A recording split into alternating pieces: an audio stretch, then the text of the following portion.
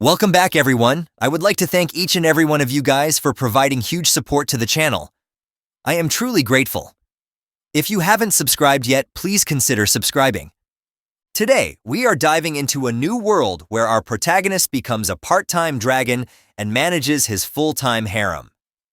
On the eve of the year 2076, the boundary between reality and fantasy blurred as a game-like scenario descended upon the world. The arrival of countless perilous dungeons, teeming with hordes of monsters, marked the beginning of an unprecedented crisis.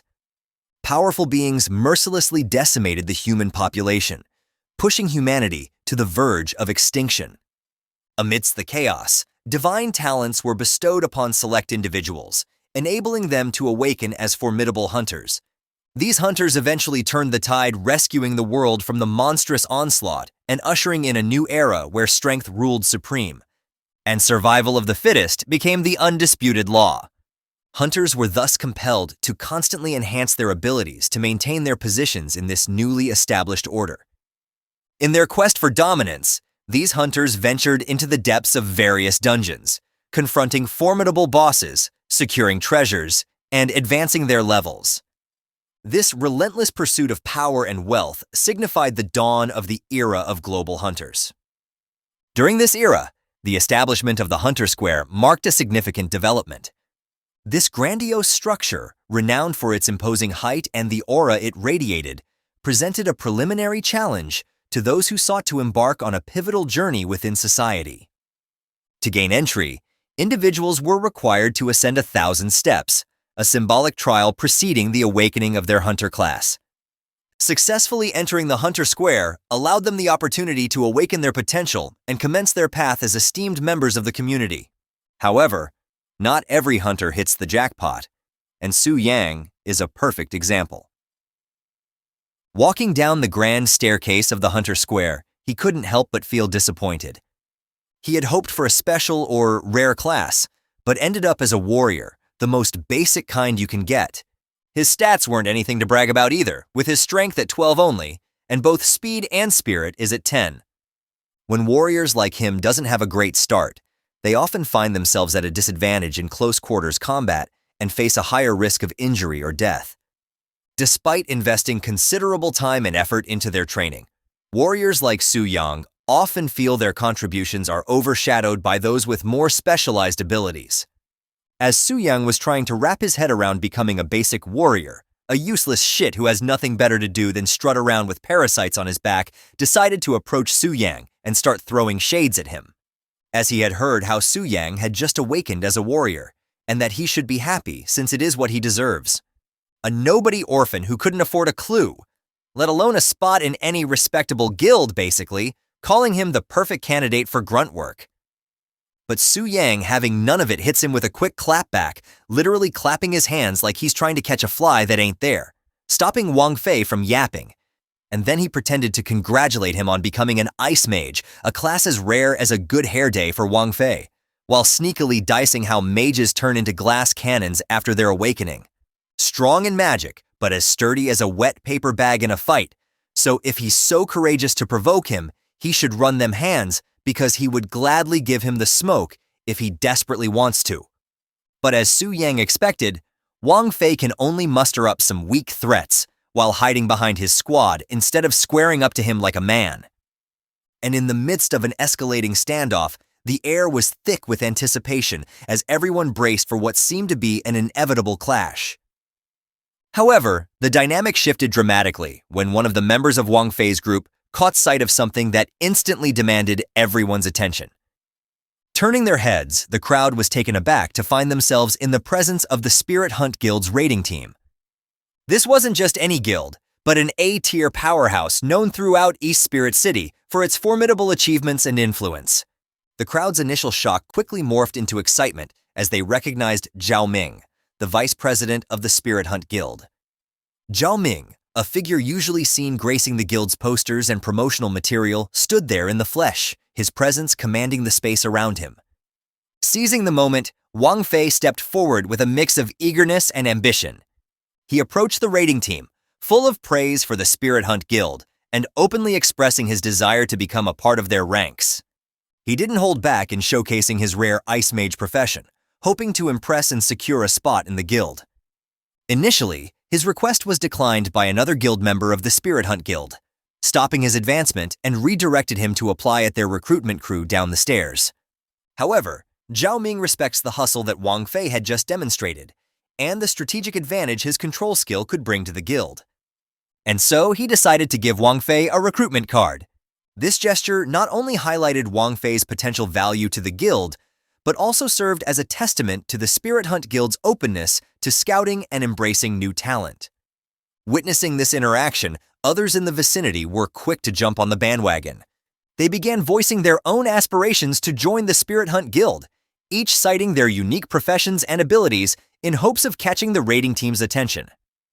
However, the raiding team made it abundantly clear that their current mission was not centered on recruitment. They advised all hopefuls to follow the guild's official recruitment process, emphasizing that proper channels and procedures needed to be adhered to. Their response was delivered with the kind of efficiency and professionalism that left no room for further discussion or negotiation. But before they could leave, Su Yang asked if they are also interested about warriors. But he was only met with disdain, as if he just asked a stupid question and wasted their time to even consider talking to a warrior. This encounter, brief as it may have been, left a lasting impression on everyone present. It showcased the prestige and selectiveness of the Spirit Hunt Guild, while also highlighting the competitive nature of the world they inhabited. And for Su Yang, this was yet another reminder of the challenges that lay ahead. There was definitely an isolation treatment for warriors like him, and it seemed to garner no interest from the elite guild. In a world where strength and the rarity of one's profession determined one's future, Su Yang couldn't help but feel that his fate was already sealed, given the general reluctance of even lower-tier guilds to accept warriors. But as he was in deep thought, Su Yang overheard why the vice president of Spirit Hunt Guild was here in the first place, and it was because they are actually planning to raid the Black Dragon's lair today. And they are using the teleportation gate inside the Hunter Square to get to the entrance of the dungeon. This was a surprise to you, Su Yang, because the Black Dragon's lair is the largest S-tier dungeon in City C. It not only has numerous small monsters, but it is also filled with powerful elite creatures. Even though death in this world doesn't mean immediate demise, instead, one loses levels in experience until one level drops to 0. The heavy competition between top guild is at all-time high, so the risk of losing a level and rare equipment should really be considered. There is also the most terrifying boss that awaits in the Black Dragon's lair, the level 99 Black Flame Wings Athos. And Su Yang had heard that even the strongest S-rank guilds have fallen at its feet. But they say the Spirit Hunt Guild has a large number of hunters at 4th Transcendence or higher, and they've never failed a raid, so Su Yang assumed that maybe they really can do it. But thinking about what others will accomplish really bummed him out, thinking the harsh reality that he may be destined to be a pauper in this life, trampled under the feet of these powerful beings. But before despair could fully take hold of him, Su Yang was startled by a sudden notification, lifting his gaze. He was met with a system interface proclaiming him a perfect soul host, indicating that the part-time system would soon be bound to him. The revelation was astonishing, but nothing prepared him for what came next. A notification asked him to activate the role. Su Yang confirmed, yes. New notification popped confirming the initiation of jump. Upon reopening his eyes, Su Yang found himself transformed into the level 99 Black Dragon, Athos, Black Flame Wing. His new form boasted an incredible health pool of 5 million, alongside staggering strength, speed, and spirit values. He was even equipped with talents that seemed straight out of a legend. The dragon bloodline gave him an incredible advantage, making him nearly impervious to both physical and magical attacks with an 80% immunity. His innate mastery over the destructive black flames allowed him to unleash powerful fire-based attacks without any cost, dealing massive magical damage to his adversaries. Not to mention his dragon's suppression ability, which lowered the attributes of any creature below his level by 20%, giving him an overwhelming edge in battles. Moreover, his arsenal of skills was nothing short of awe-inspiring. The Dragon Blast could inflict damage equal to 300% of his strength, while his dragon's roar had the power to stun all beings within a 300-meter radius, with lower spirit values than his for 5 seconds. The dragon's eye skill granted him the ability to survey any area within his domain without needing direct line of sight, adding an element of omnipresence within his territory. The realization of his capabilities left Su-yang in a state of shock and disbelief. Unlike a typical level 99 player who might excel in one attribute, the Black Flame Dragon's attributes were off the charts, with over 3,000 in strength alone. Coupled with his resistances and unique skills, Su-yang felt an unparalleled sense of power coursing through him, a feeling so exhilarating that he couldn't help but release a mighty roar, a primal expression of his newfound might. Despite knowing that his transformation into Athos, the Black Dragon, was temporary, the thrill of experiencing such power was intoxicating. He understood that if he could leverage this power to defeat other players, the experience and strength gained could be transferred to his original body. This realization filled him with excitement and determination. Even if his original form was considered the least desirable among professions, this opportunity could catapult him to new heights, allowing him to level up rapidly and redefine his destiny in this world dominated by the strong. In the midst of his awe, however, Su-yang noticed the monsters in front of him were clearly affected by something. On closer inspection, he realized they were reeling from the after effects of his dragon roar skill, which he had unleashed unintentionally. Among them, a hooded figure stood out, addressing him as king and begging for mercy.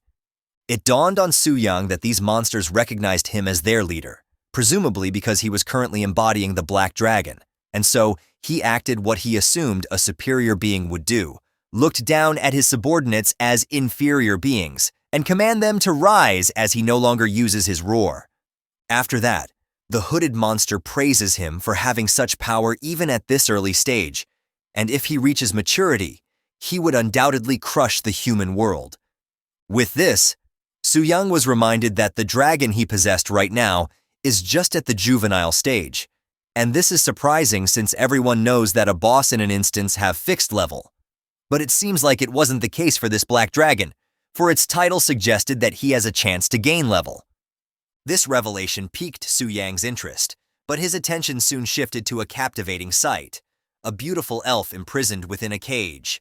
Her elegant silver hair and striking crimson eyes contrasted sharply with her distressed state, struggling to breathe under the influence of Su-yang's dragon aura. When she noticed his gaze, she demanded her release, threatening retribution from the elven race. However, Su-yang was more fascinated than intimidated. Since the merging of the game world with reality, various mythical races had emerged, and elves, known for their seclusion within instances, were among them. Seeing an elf was rare, and Su-yang was captivated by the opportunity to interact with one firsthand. However, their conversation was cut short by the sudden ripple of a spatial disturbance, a sign that a player was about to enter the scene. The elf, interpreting this as the arrival of a savior, openly taunted the dragon, believing her freedom was imminent. She was taken aback when the dragon, whom she expected to ignore her jibes, turned its attention towards her. This unusual behavior puzzled her, as dragons typically disregarded such provocations. However, Su-yang had more pressing concerns than engaging in banter with the elf. He was aware that the Spirit Hunt Guild was on its way, and despite their reputation for unbeaten strategies, Su-yang doubted their ability to overcome him in his current formidable state. Still, he reminded himself not to underestimate his opponents. Overconfidence could lead to defeat, and the Spirit Hunt Guild wouldn't dare face him without a solid plan. To get a better understanding of the guild's approach, Su-yang activated his Dragon's Eye ability, allowing him to oversee the guild's movements from afar. He quickly spotted the guild's main assault team, led by Lei Shan, a level 99 Thunderstorm Master. Accompanying Lei Shan were the guild's elite members: Zhao Ming, a level 95 Storm Archer, Chen Yuan, a level 96 Healing Paladin, and Li Dan, the level 98 Holy Shield Master. They were all marching towards his lair with a single goal in mind: to defeat the Black Dragon Athos and elevate their guild's status to the 5th stage of transformation. Su-yang couldn't help but respect their boldness, yet he was curious to see how long their confidence would hold up against his minions. Thus, The guild's advance was soon challenged by a swarm of flying magic wyverns. But Lei Shan, who was completely unfazed by these lesser creatures, calmly ordered his tanks to lead the charge, while the rest of the guild used fire attacks to maximize their output, which his guild members followed thoroughly. And with this, they completely dispatched the wyverns effortlessly without halting their march. Meanwhile, Su Yang was duly impressed by the Spirit Hunt Guild's prowess and coordination, recognizing them as the formidable force they were known to be. Realizing that his lesser minions had barely made the guild break a sweat, Su Yang decided it was time to up the ante. He summoned a dragon warrior, a behemoth that towered over the battlefield, causing even the seasoned members of the Spirit Hunt Guild to freeze momentarily in awe and apprehension. Even Lei Shan wasn't an exception. He was momentarily taken aback by the dragon warrior's sudden appearance and impressive capabilities. Still, he quickly organized his guild for defense. The dragon warrior, matching even the guild's elite and strength, presented a new level of threat with its ability to teleport short distances, catching the guild off guard and nearly overwhelming their DPS units. In a critical moment, Li Dan activated his Divine Light Shield barrier, thwarting the dragon warrior's assault and protecting his fellow guild members. While Zhao Ming seized control in the chaos, ordering the ranged attackers to retreat and the melee fighters to engage, his strategic use of the Storm Arrow skill was pivotal, taking down the elite dragon warrior and demonstrating the guild's resilience and strategic flexibility in the face of unexpected challenges. Despite the Spirit Hunt Guild's success, Su Yang remained composed. This just proved to him that an elite monster of that level could definitely challenge the guild. But the elf, on the other hand, tried to mock him again for even attempting to send his lackeys to do his bidding just to die like that. Little did she knew, he had a few more of those elite for him to command. Completely surprising the elf yet again, as Su Yang released 6 more elite dragons into the fray, the guild faced an unprecedented situation.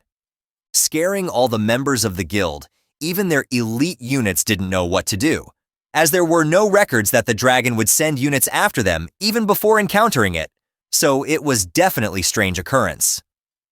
Still, Lei Shan remained calm, because to him, they are all but just elite monsters, and he specialized on dealing with elites, and so with his leadership alone, he is confident that they could overcome this, and due to their trust and respect to their leader, the guild members steeled their resolve and listened. And Lei Shan then commanded to reform their ranks, prioritize healing the tanks, as they would maintain aggro until the battle ends. Combining this tactic with their raw power, they managed to overpower the new threats. Meanwhile, Su Yang watched and was surprised by the outcome. Initially, he thought that using elite monsters and catching them by surprise would be enough to drive them away. But it seems like it wasn't the case. They are more tenacious than he thought, but still, he can't really understand why they are so eager to challenge him.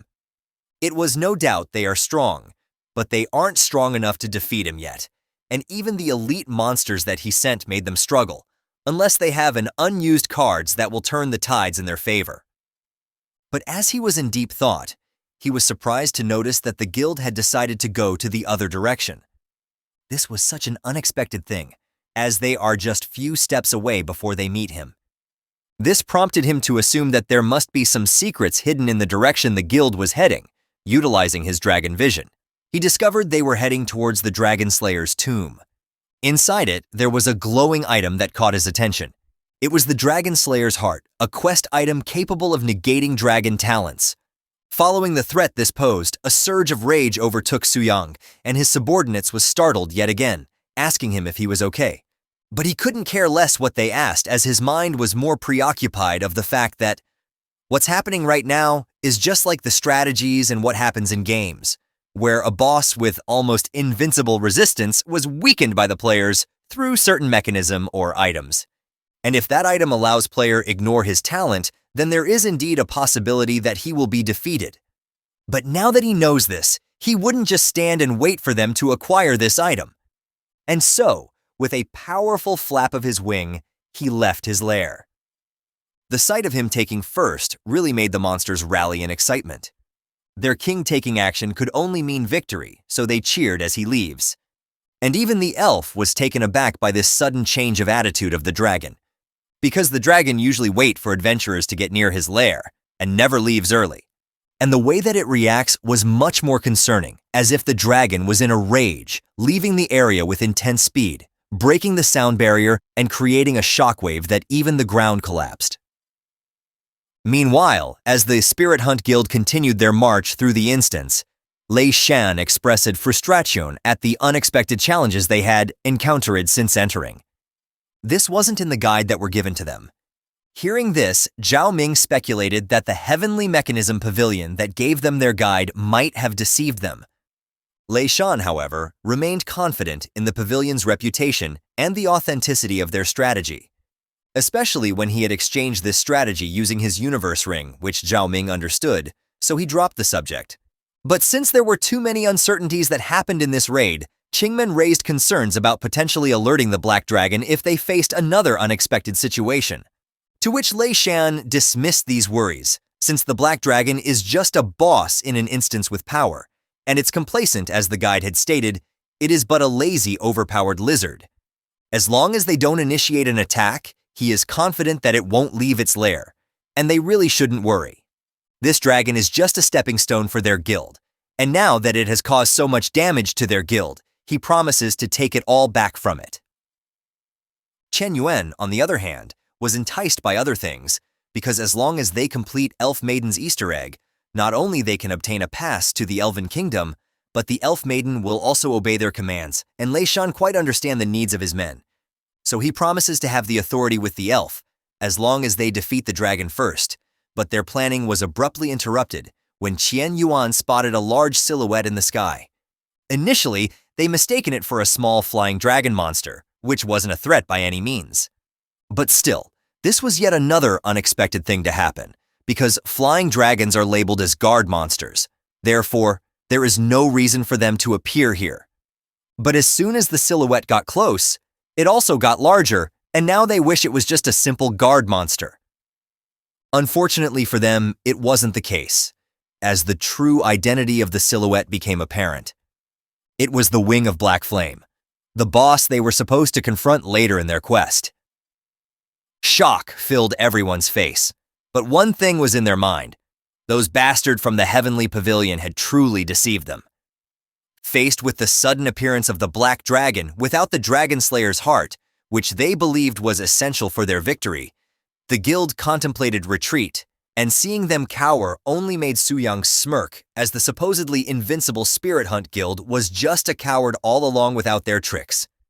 But even still, this was in favor for him, so he decided to eliminate them and level up in one go. However, Lei Shan's resolve hardened as he witnessed the dragon preparing to attack. And so, before the dragon could release his skill, he quickly used his lightning ability. Although it wasn't the most powerful attack, it successfully interrupted the dragon's assault. Li Shan then radiated a powerful aura of electricity, signaling his determination to confront the dragon head-on. And he firmly instructed his guild that retreat was not an option, as he believed in everyone's ability, and there is nothing they can achieve.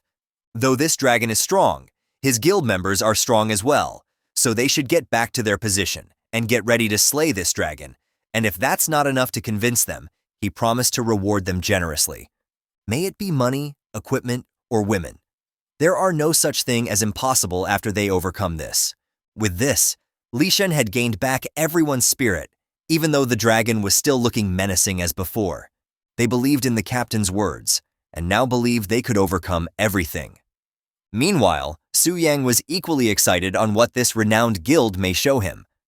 As the confrontation with the formidable Dragon Atos escalated, Li Shan swiftly issued commands to bolster their defenses and offensive capabilities.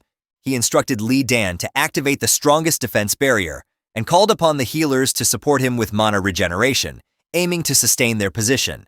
Meanwhile, the support classes apply all single-target buffs on him and Xiaoming to maximize their output, as they just have to make an opening even for a little bit, because according to the guide, they are not far from the Dragon Slayer's tomb, so as long as they manage to open a fraction of a second of opportunity, there is still hope for them to defeat this dragon. However, their planning was abruptly cut short when Atos's tail crashed down among them, causing chaos and destruction.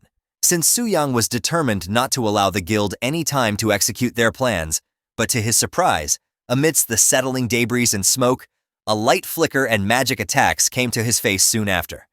It seems like the players were still alive, and it was all because of Li Dan, setting up his triple holy light barrier on the nick of time. It was uncharacteristic of a boss to make the move first, so they didn't expect this to happen. But since a boss can only use one skill at a time, they have the opportunity to retaliate, and therefore Qian Yuan invoked a divine blessing to enhance their holy light skills, while others follow suit with this. Lei Shan and Zhao Ming were enhanced with buffs, and has maximized their potential, preparing to unleash their full might against the dragon. Meanwhile, Su Yang acknowledged the execution power of an A+ level guild. They just got caught by surprise, but in an instant, they were able to ready themselves to counter, making it late for him to even dodge, and therefore he just focuses on the defense just in case. With that, the two had released their most devastating blows all at once, mixing all their most potent skills to make one highly concentrated attack to Athos, that its impact was visible far beyond the immediate battlefield, and Lei Shan was confident that they at least managed to lessen Athos's health by 5%, so he commanded his guild to prepare another attack. But to his surprise, as the smoke dissipates, he was in shock to see that the guild's most potent attacks barely scratched Athos, dealing a meager 10,000 damage.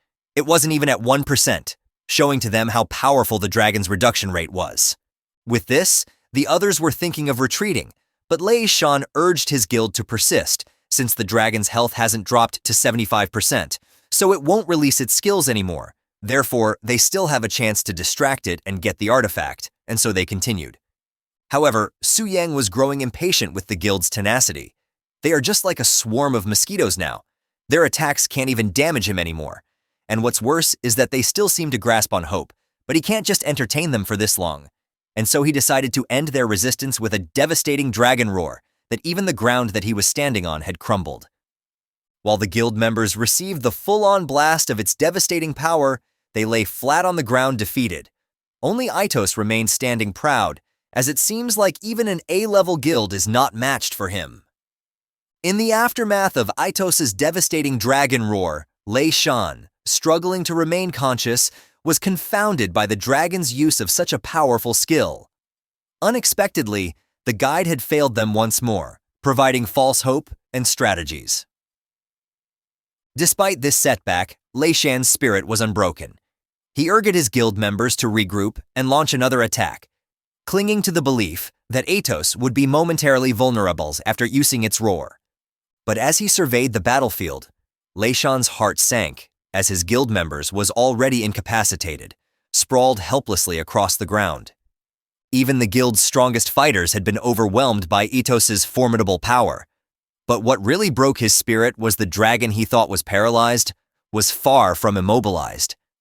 Contrary to their guide's information, the dragon was on the move, ready to strike again. Without warning, Athos unleashed a dragon's breath, a skill even more destructive than what they had made, laying waste to what remained of their defenses. The breath's sheer force and intensity were beyond anything they had anticipated or could withstand, while Lei Shan could do nothing but curse at this damn dragon, and promised to return this favor 100 times more. After that, a system interface popped up. Since the intruders had been completely eliminated, the distribution of experience would now commence, and to his surprise, the amount of XP was overwhelming. But it was to be expected since he just eliminated a guild that consists of high-level players ranging from level 80 to 99.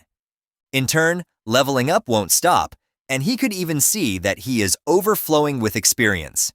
He accumulated 990,000 points that propelled him from level 1 to 20, reaching the level cap of the first transformation, and due to the experience, overflow 40% of it was lost.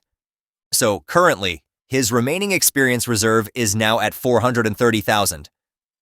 But it's still huge, and this meant that his level can continue to skyrocket after he job change. He might even reach level 40 of the second transformation today. This is simply terrifying and exciting to him. Furthermore, he has 200 unallocated attribute points, so he was thinking of coming back to his original form as soon as possible. But before he could, Su Yang noticed the battlefield was littered with shimmering lights. A clear sign of equipment drops from the high-level players he had just defeated. Excited by the prospect of acquiring rare items, he eagerly collected them, expecting gold tier gear at most. However, to his astonishment, among the loot were items of even higher rarity. A diamond-tier longbow, accessory, and cloud flow boots, along with a platinum-tier staff and a flame greatsword. These finds exceeded his expectations, particularly the longbow, which he recognized as Zhao Ming's. The vice president of the Spirit Hunt Guild, Suyang, found amusement in the thought of Zhao Ming's reaction to losing such a prized item. Despite being a warrior and unable to use some of the equipment, he knew their value on the black market could net him a substantial profit. In addition to the weapons and armor, Suyang discovered a variety of potions and premium skill scrolls capable of boosting his abilities. But what excites him even more is that among these treasures was a broken boundless gem, an exceptional item that could remove level restrictions from equipment. This gem was particularly exciting for Suyang, as it would allow him to wield equipment like the platinum-tier greatsword, which typically required one to be level 79. This weapon was not only a perfect match for his warrior class, but also boasted incredible attributes, including an enchantment that added flame damage to his attacks and the ability to summon a flame giant, albeit with a one-day cooldown. This is such a strong weapon to have, so as soon as the system had notified Suyang that he could now return to his original form, he didn't hesitate to go back.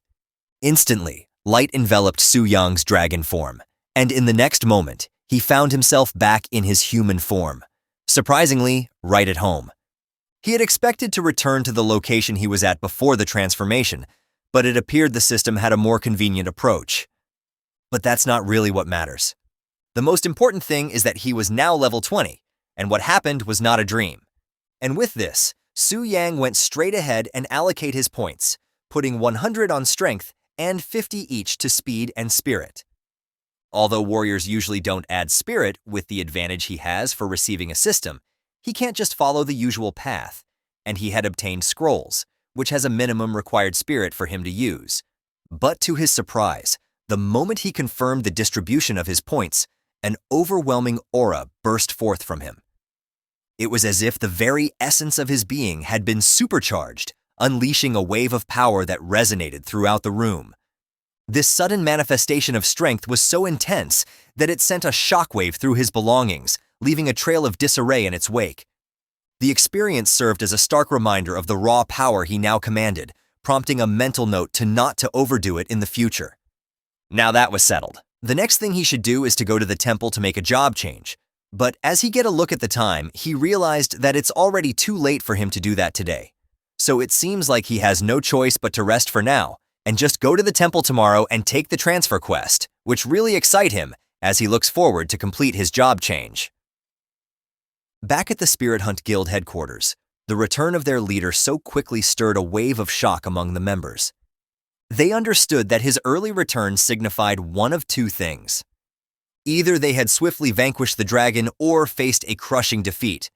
The latter became apparent as they observed their leader's diminished state, noting the drop in his level from 99 to 90, a sight they had never before witnessed. The guild had always prided itself on its invincibility, bolstered by their strategies, and they also have the guide from the Heavenly Mechanism Pavilion, so there was no chance that they could be defeated, but this just pissed the leader even more, and commanded them not to mention that backstabbing of a pavilion in front of his face ever again. He had traded his universe ring, but they just gave him a shit strategy that led them to their defeat. This is unforgivable, and his men had also taken an impact, especially his vice president, Zhao Ming, who not only had dropped his level to 86, but he has also lost his diamond tier weapon, which took a toll on a mental health. Even his priest is now having a tantrum as he had lost not only the boots, but the chance to have himself an elf girlfriend.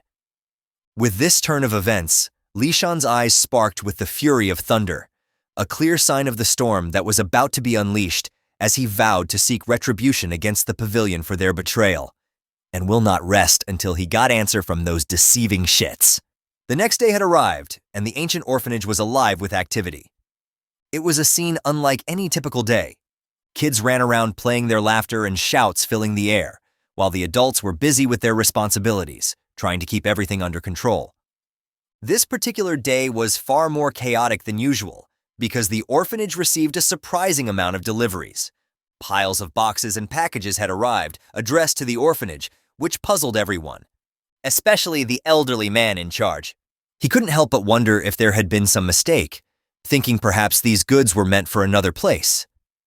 However, the delivery staff were certain they were at the right location. They showed the paperwork, which clearly stated that these items were to be delivered to the Anshan orphanage, and the person who ordered them was a young man named Su Yang. This detail shocked the old caretaker. He knew Su Yang very well, and was aware that Su Yang didn't have much money. The caretaker couldn't figure out how Su Yang could afford to send so much to the orphanage. But as the caretaker was lost in his thoughts, his attention was suddenly drawn to a more pressing matter. His parental instincts kicked in when he saw a little girl playing dangerously close to a stack of crates. And just as he feared, these crates were tipped over, and the little girl was about to get crushed by it. But because he was old, he couldn't reach her in time, and all he could do was shout. Fortunately, just as the crates began to fall, a figure rushed forward with remarkable speed, and arms shot out, catching and stabilizing the crates in the nick of time, preventing them from crashing down on the little girl. The rescuer was none other than Su Yang, the same person who had sent all the deliveries. He had arrived just in time to save the day, and it seems like he is well loved by the kids in the orphanage, as they immediately rushed towards him the moment they recognized him. And seeing them lively like this put Su Yang's mind at ease, and the old man was equally excited to greet him. And it seems like Su Yang becomes so powerful, holding the crate like it was nothing, making the old man proud that he had already received a profession. Despite his joy, the caretaker's concern for Su Yang's well-being lingered. It was second nature for him to worry about the children he had raised, prompting him to advise Su Yang to remain cautious and prioritize his safety. Su Yang could only offer an awkward smile and response, fully aware that he was the monster that others should beware of. Nevertheless, Su Yang was touched by the caretaker's care and concern.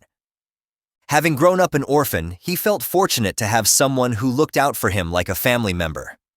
Eager to ease the caretaker's worries, Su Yang reassured him that he had nothing to fear, since the monster are pretty obedient towards him, and they can't even hurt him, thanks to his considerable strength. And he's even going to the temple right now to change his professions. That's how strong he was, and this brought a momentary sense of relief to the old man. Shortly after his departure from the orphanage, Su Yang made his way to the profession change hall. Upon arrival, he was immediately caught up in the whirlwind of rumors swirling around the place. The hot topic of the day was the shocking news that the Spirit Hunt Guild had been completely decimated. This disastrous event was traced back to an issue with the Heavenly Mechanism Pavilion's branch, specifically a fault in the guide they had provided. Known for its meticulous and highly regarded raid groups, was now under scrutiny for a mistake that seemed out of character for such a prestigious organization. As Su Yang mingled among the crowd, absorbing the gossip, he pieced together valuable information. The Heavenly Mechanism Pavilion was not just any raid group. It was a top-tier organization, boasting numerous experts of the 5th tier. The implications were clear. If there were indeed flaws in their raid strategy, the Heavenly Mechanism Pavilion would soon take steps to rectify their mistake, likely leading them directly to Su Yang as their next challenge. But this just put a smile on his face, and the thought of going up against the members of the Heavenly Mechanism Pavilion didn't intimidate him. Instead, it sparked excitement at the prospect of the high-quality equipment he could potentially acquire from them. However, his trains of thought were disrupted yet again by the same fucker who can't mind his own damn business. It was Wang Fei and his group of nobodies. And with Wang Fei's usual arrogance, he questioned why Su Yang still keeps on appearing at the temple when his profession is nothing but trash. And before he could respond, he emphasized that was a rhetorical question, as Wang Fei was well aware why, and that no guild had wanted Su Yang, so he asked to come every day to try his luck. A fact he found amusing. But all jokes aside, since he was now in front of him, it is a good time to continue what they couldn't the day before. He was lucky he lets him off yesterday because of the guild business, but now that his schedule is free and had allocated his points and learned some skills, why not he demonstrate this newfound abilities and teach him a lesson for crossing him? But unfortunately for Wang Fei, even before he could release his skill, Su Yang decided to act first and cast Fist, letting Wang catch his hands with his face, and he smacked him so hard that he practically became a human pinball. And this attack of his knocked Wang Fei's HP down to 5%. nearly killing the dude. Also, this sent a strong message to his band of goons to not mess with him anymore. Because if they did, he is free to let them feel his hands like what he did to Wang Fei, a proposition they decidedly weren't keen on, prompting them to collect their homeboy, Wang Fei, and make a hasty retreat from the scene. And as they vanished to view, an applause from his rear caught Su Yang's attention. Turning towards it, he was met by the sight of a woman clad in black, her attire reminiscent of a nun's. Yet the slit in her dress that revealed her thighs suggested she was anything but a nun. Cheer up, guys, I think the first thick waifu just appeared. Look at those curves, I mean clothes. Shit. With this, it became immediately clear that she was a temple profession transition guide, a key staff member of the changing hall, and she is really impressed by the prowess Su Yang displayed, leading her to inquire if there was any way she could assist him, which what Su Yang exactly need. So he expressed his desire for a profession transition, a service she was perfectly positioned to provide. With a welcoming nod, she asked Su Yang to follow her to begin the transition process. During their walk, the guide couldn't help but notice Su Yang's appearance, which suggested he was a newcomer to the world of hunters. As they arrived at their destination, before them stood the transition god statue, an imposing figure carved from marble that dwarfed them in its grandeur. This statue wasn't just a piece of art, it was imbued with magic capable of detecting a person's profession and level, assigning them a transition task based on these criteria. Successfully completing this task was the key to undergoing a profession transition, a critical step for any hunter wishing to advance their skills and status. Speaking about transition tasks, these are categorized into 4 levels of difficulty, each designed to test the hunter's capabilities. Before Su Yang could begin, the temple guide offered some advice, suggesting he attempt a 3-star task. This recommendation piqued Su Yang's interest, leading him to question why not aim for a 4-star task. The guide explained that 4-star tasks are significantly more challenging. While it might seem a bit harsh, she pointed out that Su Yang's current profession as a warrior comes with its set of challenges, especially since these tasks demand completion solo. Furthermore, she emphasized that transition tasks are not just any ordinary challenges. They are commitments for life. Opting for a 4-star task comes with the risk of a lifelong inability to transition should he fail. Understanding the gravity of the situation, Su Yang decided to proceed, extending his arm towards the statue to discover his task. A flash of lightning filled the room, a sign that the statue was evaluating his eligibility. Once it confirmed he met the prerequisites, various transition tasks appeared before him, each with its own set of challenges and rewards. The 1-star transition task was straightforward, requiring him to defeat 10 level 20 ordinary sharp-toothed boars. Success would grant him the opportunity to choose between becoming a charge warrior or a defense warrior. Progressing to the 2-star task, the difficulty slightly increased, maintaining similar objectives, but with the added reward of a common-grade first-tier warrior skill book. The complexity further escalated with the 3-star task, which also promised a superior-grade first-tier warrior skill book, enriching Su Yang's arsenal. The 4-star task upped the ante, challenging him to undertake more daunting feats, but offering the prospect of transitioning into a bloodthirsty warlord, accompanied by a fine-grade first-tier warrior skill book. But the most notable of all is that there is option beyond what he was initially informed of. A daunting 5-star transition task. This task stood out with its unique, ominous background color, and looking at the information closely, it was indeed on a whole another level. It required him to venture into the perilous Cold Moon Forest, where he needed to kill 100 level 20 ordinary gray wolves, 10 level 20 elite savage wolves, and 1 level 20 boss-grade gray wolf. Furthermore, he was restricted from using any equipment or items obtained through gifts or trades, adding to the challenge's intensity. This is beyond overkill, but its rewards justified it, promising a special transition to the Path Demon Warrior, an additional 100 points of Spirit Attribute, an epic-grade first-tier Demon Warrior special skill, and the privilege of enjoying certain exclusive temple benefits. This revelation came as a shock to him, especially since he was initially informed that only 4-star tasks were available, and so he quickly turned around and confronted the nun about it. The nun promptly apologized for the oversight, explaining that the sheer difficulty of the 5-star task was the reason for it hadn't been mentioned. It was so difficult that not a single person in the Hua Kingdom has accepted this task for many years. Furthermore, with the advent of the transition era, the strength of each country's upper limit is determined by the transitioners. And so, rather than letting potential professionals remain stuck at level 20 forever due to a wrong choice, both the country and the temple advise against attempting the 5-star task in the hopes of cultivating more high-level professionals. Su-yang grasped the rationale behind this guidance. The 5-star task presented an extreme challenge. It requires him to take down a boss-level monster without any assistance or the use of equipment received as gifts or trades. Such daunting requirements explain why many opt to steer clear of this path. But still, the allure of gaining 100 spirit attribute points and the opportunity to transition into a demon warrior piqued Su-yang's interest, not to mention the mysterious temple privileges that accompanied the task. These factors solidified his decision to pursue this rigorous path. Meanwhile, the nun really tried her best to convince Su-yang to take the 3-star task. Unfortunately for her. He already made up his mind, and so Su-yang just thanked her for the advice, which made her happy. But even before she could finish her response, and the system chimed in, confirming Su-yang's acceptance of the 5-star challenge, her shock was palpable, her advice eclipsed by his audacity. And all she could do now is ask why the hell he would do such a thing, and Su-yang just confidently replied that it was all on his feelings.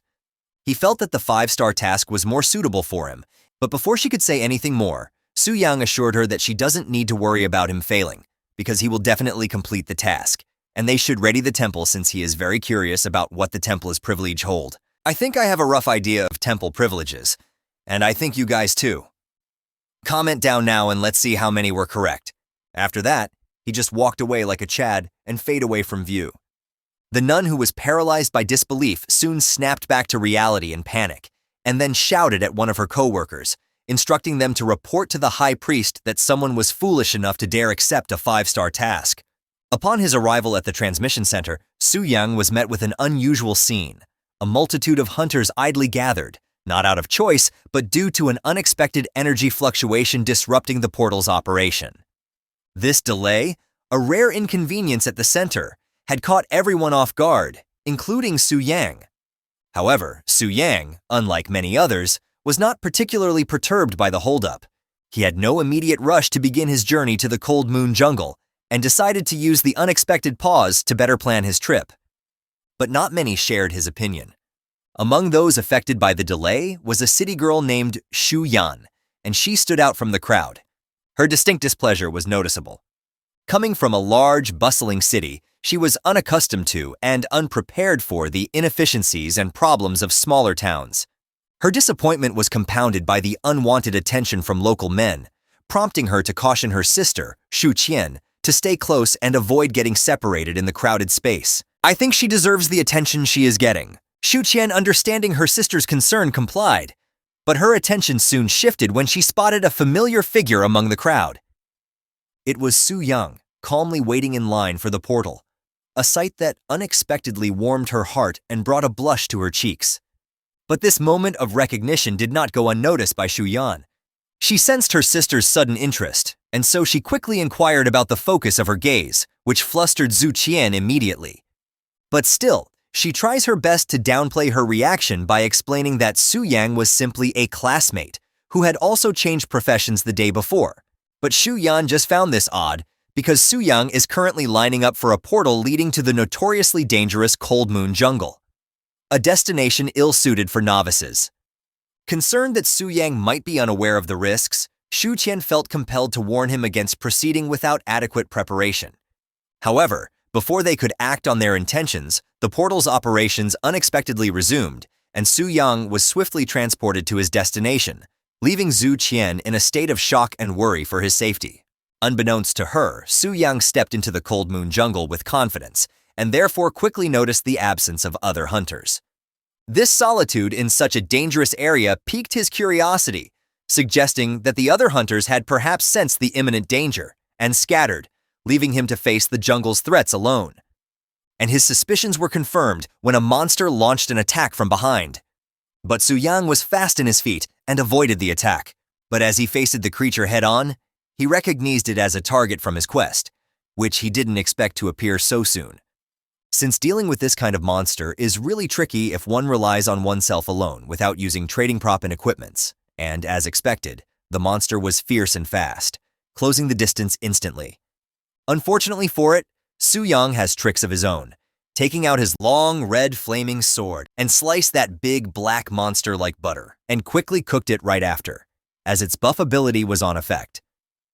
This was such an unnecessary overkill, but Su-yang just wanted to use this sword at full power as fast as possible, since he had used a great amount of money in order for him to use it, all because this weapon doesn't have a gem slot to begin with. At first he thought he could use it right away since he got the gem which ignore level requirements, but without a slot, it was useless.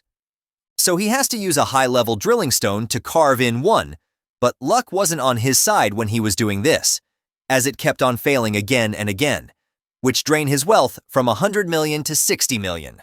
Nonetheless, getting to use this weapon is lucky enough, so he just decided to look at the brighter side of things, and he still has the long bow that was owned by Zhao Ming. If he is able to sell this, then he will gain the money that he lost, and maybe Zhao Ming himself would buy this back, which is very funny if he thinks about it. But his financial concerns must be put aside for the moment, as Su-young found himself under attack from monsters once again. Fortunately, he didn't need to flee thanks to a silver-level scroll in his possession. This scroll activated a charging barrier around him, capable of absorbing up to 50,000 points of damage, effectively shielding him from the onslaught, and the low-level monsters have low IQ, so they keep on continuing to attack the barrier non-stop, unwittingly positioning themselves exactly where Su-yang had intended. With this, Su-yang unleashed a devastating swing of his sword, emitting a fiery whirlwind that swept through the monsters. This powerful attack allowed him to eliminate 15 wolves in a single stroke. However, his quest required him to vanquish 100 wolves, and he realized that hunting them down individually would prove to be a troublesome and time-consuming task. To streamline this process, Su-young pulled a monster attraction stone from his inventory. This unique item, usually dropped by low-level bosses, had the ability to lure both ordinary and elite monsters within a considerable radius directly to him. Recognizing the tactical advantage this presented, Su-young activated the stone by tossing it into the sky, where it shattered and unleashed its magic, and almost immediately, the gem's power was evident as wolves swarmed from all directions, surrounding Su-young, leaving Su-young with nowhere to run, but retreat was never an option. He considered he was determined to fulfill his quest objectives in a decisive manner. To achieve this, he consumed an intermediate spirit potion, boosting his spirit points significantly, and unfurled a special baptism of fire skill scroll. This scroll allowed him to unleash a devastating area of effect fire attack, enveloping him in a pillar of fire that incinerated any monster daring to approach. This maneuver allowed him to meet the requirement of slaying 100 wolves. But it seems like the attraction stone proved to very effective, as he had attracted all the monsters in the forest. But he is not worried for one bit, as he had numerous amounts of scrolls at his disposal, so he can easily respond in kind against this large number of monsters. Meanwhile, in a remote part of the Cold Moon jungle, a puzzled group of hunters roamed, perplexed by the eerie silence that had replaced the usual cacophony of monstrous growls. Accustomed to fending off aggressive creatures at every turn, their 2-kilometer journey without a single monster encounter raised alarms. The mystery deepened when one hunter recalled seeing a monster that, instead of attacking, fled in the opposite direction. An unheard-of behavior for the typically hostile inhabitants of the forest. Piecing together this odd behavior, the group's most seasoned hunter deduced that a monster attraction stone must be at play, drawing all the monsters to a single point and away from them. And this is such a selfish tactic, as this just wasted the opportunity of other hunters. With this, the group was determined to confront this shameless son of a that wants to get all the rewards for himself, and teach him a lesson that he won't ever forget. But they may have to postpone that thought, as a sudden immense power emerged from where they were headed. The attack was so strong that it had reached the skis above, and the shockwave of it can't be ignored either, as the trio had felt it even from a distance, which made them curse out loud, as this level of magic fluctuation was likely from a third-level magician. So it's safe to say that confrontation was no longer an option. With this, they decided to quit now, and just do something else, as they can just complete their task next time. Meanwhile, back in the desolate aftermath where Soo-young stood, the scene was markedly different from moments ago. The vast number of monsters that had swarmed him were now nowhere in sight. Not a single corpse remained, and the landscape around him was scorched, devoid of vegetation, extending for miles in every direction. This level of destruction marked the completion of 2/3 of his ambitious 5-star job transfer task, leaving only the formidable boss as the final hurdle. A sense of anticipation lit up Soo-young's face. Despite having to utilize several scrolls to get to this point, the task had proven less challenging than he'd initially thought. Based on the nun's reaction back at the temple now, with only the boss battle ahead, he wondered if this would be the challenge he had been seeking all along, and he eagerly made his way towards its lair. The destination was the Cold Moon Cave, known to be the dwelling of the fearsome Blue Wolf King, a challenge typically recommended for a team of 3 or more hunters all over level 20. With this, just a few blocks away, a group of 3 can be seen peeking through a corner. They are above level 20, and a well-rounded team at that. Among the trio was Zhang the Mage, Lee Sen, the tank, and Zhao the Archer.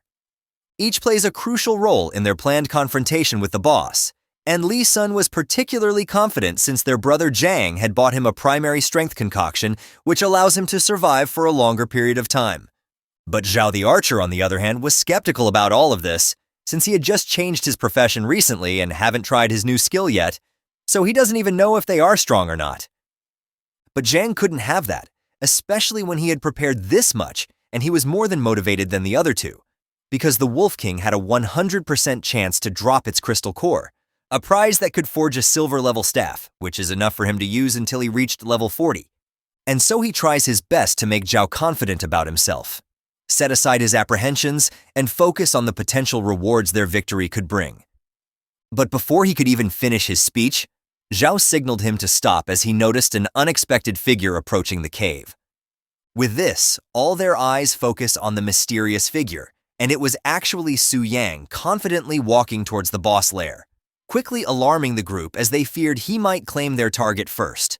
But upon closer inspection, they realized that this guy is quite young and was notably lacking any form of armor, suggesting he might be inexperienced or lost, and the tank guy asked if they should inform the kid about it. But the selfish Zhang quickly dismissed this idea with a scornful smack, believing his suggestion was stupid. As he thinks differently, he saw this as an opportunity to use the newbie as a bait for free, and while they wait for him to absorb the first wave of the boss skills, which they assume he couldn't even survive, they can go up and reap the benefits. With this, Lee San couldn't help but admire Zhang's cunningness. Unfortunately for them, it didn't go as they had planned, as the ground beneath them began to tremble. This unforeseen quake was the result of Soo-young's actions. His eradication of a significant number of wolves in the Cold Moon Jungle had incited the rage of the Wolf King. Infuriated by the loss of its pack, the Wolf King's power surged by 30%. But as an onlooker, the trio remained clueless, unable to comprehend why the boss was enraged by the arrival of the newbie. With this, Zhang assumed that the newcomer had messed up their whole plan, and he wasn't about to let that slide, especially when there were spoils to be claimed.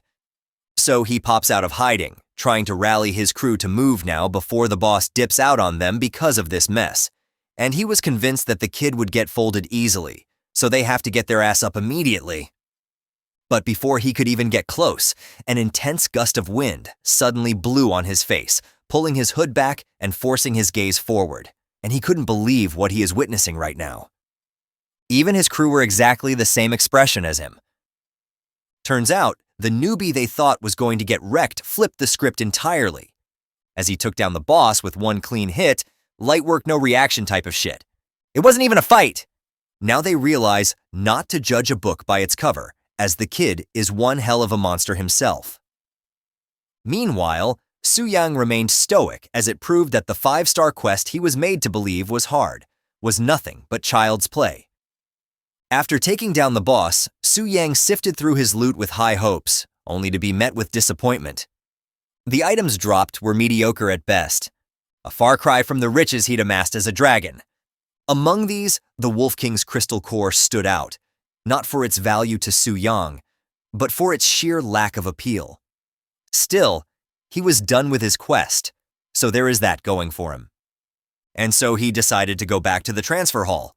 But before he could, Zhang completely heard his dismissive comments about the core, and so he tries his luck by asking Su Yang if he would be so kind to just give it to him. But little did he know, Su Yang had caught every word of his earlier disrespect and his plans to use him as mere bait, and therefore Su Yang confronts Zhang about this, and his shitty personality, because now that things didn't go as he pleased, he has the audacity to try befriend him and get what he wants. Well, too bad. Su Yang isn't a pushover that they can just step on. And so Su Yang shattered the core in front of Zhang's face, establishing dominance and a lesson not to mess with him ever again. And if he so wants to fight him right now, he would be glad to give him some smoke. And because Zhang was bitchmate, even though he was violated like that, he didn't do nothing and just let Su Yang walk away. At the same time, Zhang's crew can't believe what just happened as well, and they wish all of this was just a dream, because no one would even believe them that they encountered a damn rookie this strong who can kill a boss with one swing. A few moments later, Su Yang had successfully returned to the Hunter's Square, where he was met by the nun he had recently encountered. She initially thought he had come back with more questions, but Su Yang quickly set the record straight, informing her that he had completed his 5-star task and was ready for his job transfer. And only shock could be seen on her face. This was understandable since he took up a 5-star transfer task after all, and finishing at this rate is totally unheard of, which in turn made the nun skeptical. But as she checked out the receipts, it seems like Su Yang wasn't lying at all. Su Yang had indeed accomplished the task, and with this, the nun began to see him in a new light. This guy isn't a show-off nor an idiot after all. It turns out he was really powerful, so powerful that it made people wonder if he was cheating. But the system won't lie, and the fact that he returned uninjured speaks volume of his strength. As she continues to look at him intently, Su Yang felt increasingly uncomfortable, and so he snaps her out of it by inquiring whether he could now initiate his job transfer, which was successful, and so the nun led him to the statue once more. But as they made their way to the statue, the nun found herself increasingly preoccupied with thoughts of Su Yang's remarkable strength. She considered how advantageous it would be for her church to have someone of his caliber exclusively. Luckily, she had already informed the priest about Su Yang, reducing the risk of him being recruited by others. But as she continued to think about Su Yang, her thoughts took a more personal turn. She revealed to be down horrendous for real. Like damn, she a nun, but she down to get dirty with Su Yang since he is also pretty handsome, and she was even thinking of getting his contact information after this ordeal was over, and the thought of being with this guy is already driving her crazy. But these thoughts were momentarily set aside as they arrived at the statue, and not a moment wasted. As Su Yang stepped closer, and almost instantly, a burst of light shines above, and then several beams of light descended swiftly and penetrated him in succession, filling him with powerful energy. This spectacle signaled that he had successfully passed the test and was now prepared to undergo his profession change. And then immediately, a golden halo started to materialize around his wrist. This was a job halo, a special reward given to players who complete the job change tasks, and its color and the bonuses it provides vary according to the difficulty of the task completed. Starting from white for a 2% bonus, green for a 4% bonus, blue for a 6% bonus, purple for a 10% bonus, and then to orange for the highest tier, offering a staggering 25% bonus to basic attributes. This is beyond what he expected, and he could feel it. He had really grown significantly. Additionally, he also changes to a demon warrior class, a hybrid class, adept in both close combat physical skills and a broad range of magic abilities, enhancing his versatility and overall power. Furthermore, since he had completely changed his job, his level cap was elevated to 40, and the surplus of 400,000 experience points from his previous endeavors instantly boosted his level to 34. This significant jump provided him with 210 attribute points, which he swiftly allocated to enhance his strength and spirit to 90 each and his speed by 30. This strategic distribution of attributes, combined with his flaming sword, dramatically amplified his capabilities. Su Yang's strength surged to over 500, his spirit reached 300, and his speed climbed to 100, marking a substantial evolution from his initial state. But the blessings didn't end there, as he had also received the promised epic skill book specific to the demon warrior profession, in which contains an epic grade skill named Magic Blade, enabling him to forge a weapon out of condensed magical power, inflicting full magic damage, and the damage of it increases with his strength and mental attributes. This was such a great skill that Su-young didn't think twice to try it out, materializing a blade made out of mana and swung it. But to his surprise, the skill's capabilities exceeded his expectations, as the blade can be controlled through mere thought, and can even be transformed at will without being restricted by appearance. This adaptability made it invaluable for close-quarter combat and ranged attacks alike, and the most important thing about this skill is that it could be enlarged infinitely, and only limited by Su-young's mana reserves, which is equivalent to owning an heirloom weapon that couldn't be destroyed, showcasing remarkable cost efficiency. There was no doubt that it was indeed a 5-star job transfer mission. The distinction was clear, as the rewards far surpassed those of lesser tasks, and with this, Su-young resolved to pursue more 5-star challenges in future job changes, but his trains of thought were disrupted by the nun, congratulating him on his achievement, and from today on, his name will be engraved on the temple monument, and he will become a VIP guest of the Job Transfer Temple. But speaking of VIPs, Su-young went ahead and asks what the privileges were. My man got his priorities in order, eager to get all the benefits. But the nun was unsure of the details, and so she suggested waiting a moment while she sought clarification from her superiors. But it seems like there was no need for that, as another figure showed up to the scene, willing to explain everything regarding matters related to VIPs. And all I could say is, damn! I don't know about you or what the temple is cooking here, but I need to reincarnate now. I will definitely work damn hardest and become a pope that will spread the temple's words and… I am sorry my emotions just took over. I apologize. Dressed in an enchanting white gown, the newcomer was none other than Bai Ling, the senior priest of the transfer temple in Dangling City. Her arrival caused a stir, surprising even the nun. The position of senior priest is nearly equivalent to the highest authority within the temple, making her presence at this moment noteworthy. But the equally surprising thing that Su-young had accomplished was enough of a reason, and naturally, she had to receive such an important guest in person. But, with Bai Ling now present to address any inquiries and formalities, the nun's role was rendered unnecessary, prompting Bai Ling to politely dismiss her, which she understood. But deep down, she was crying her hearts out, as she had not yet acquired Su-young's contact information. Now that was settled, Bai Ling approached Su-young, extending her arm for a handshake. Simply puzzled by her gesture, Su-young hesitated until Bai Ling explained that it was simply the easiest way to transport him privately to the VIP room for a more detailed discussion.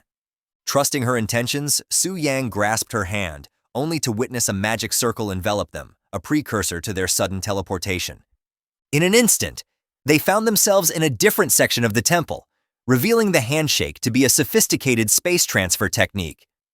Su-young marveled at the realization that a temple priest from a third-tier city possessed such advanced abilities. No wonder people say that the strength of the transfer temple is unimaginable. And as Su-young was thinking this, Bai Ling noticed Su-young's look of wonder and modestly downplayed her abilities. She mentioned that her skills weren't inherently powerful. Rather, they are just borrowed power from the temple's sacred statue, that's all to it.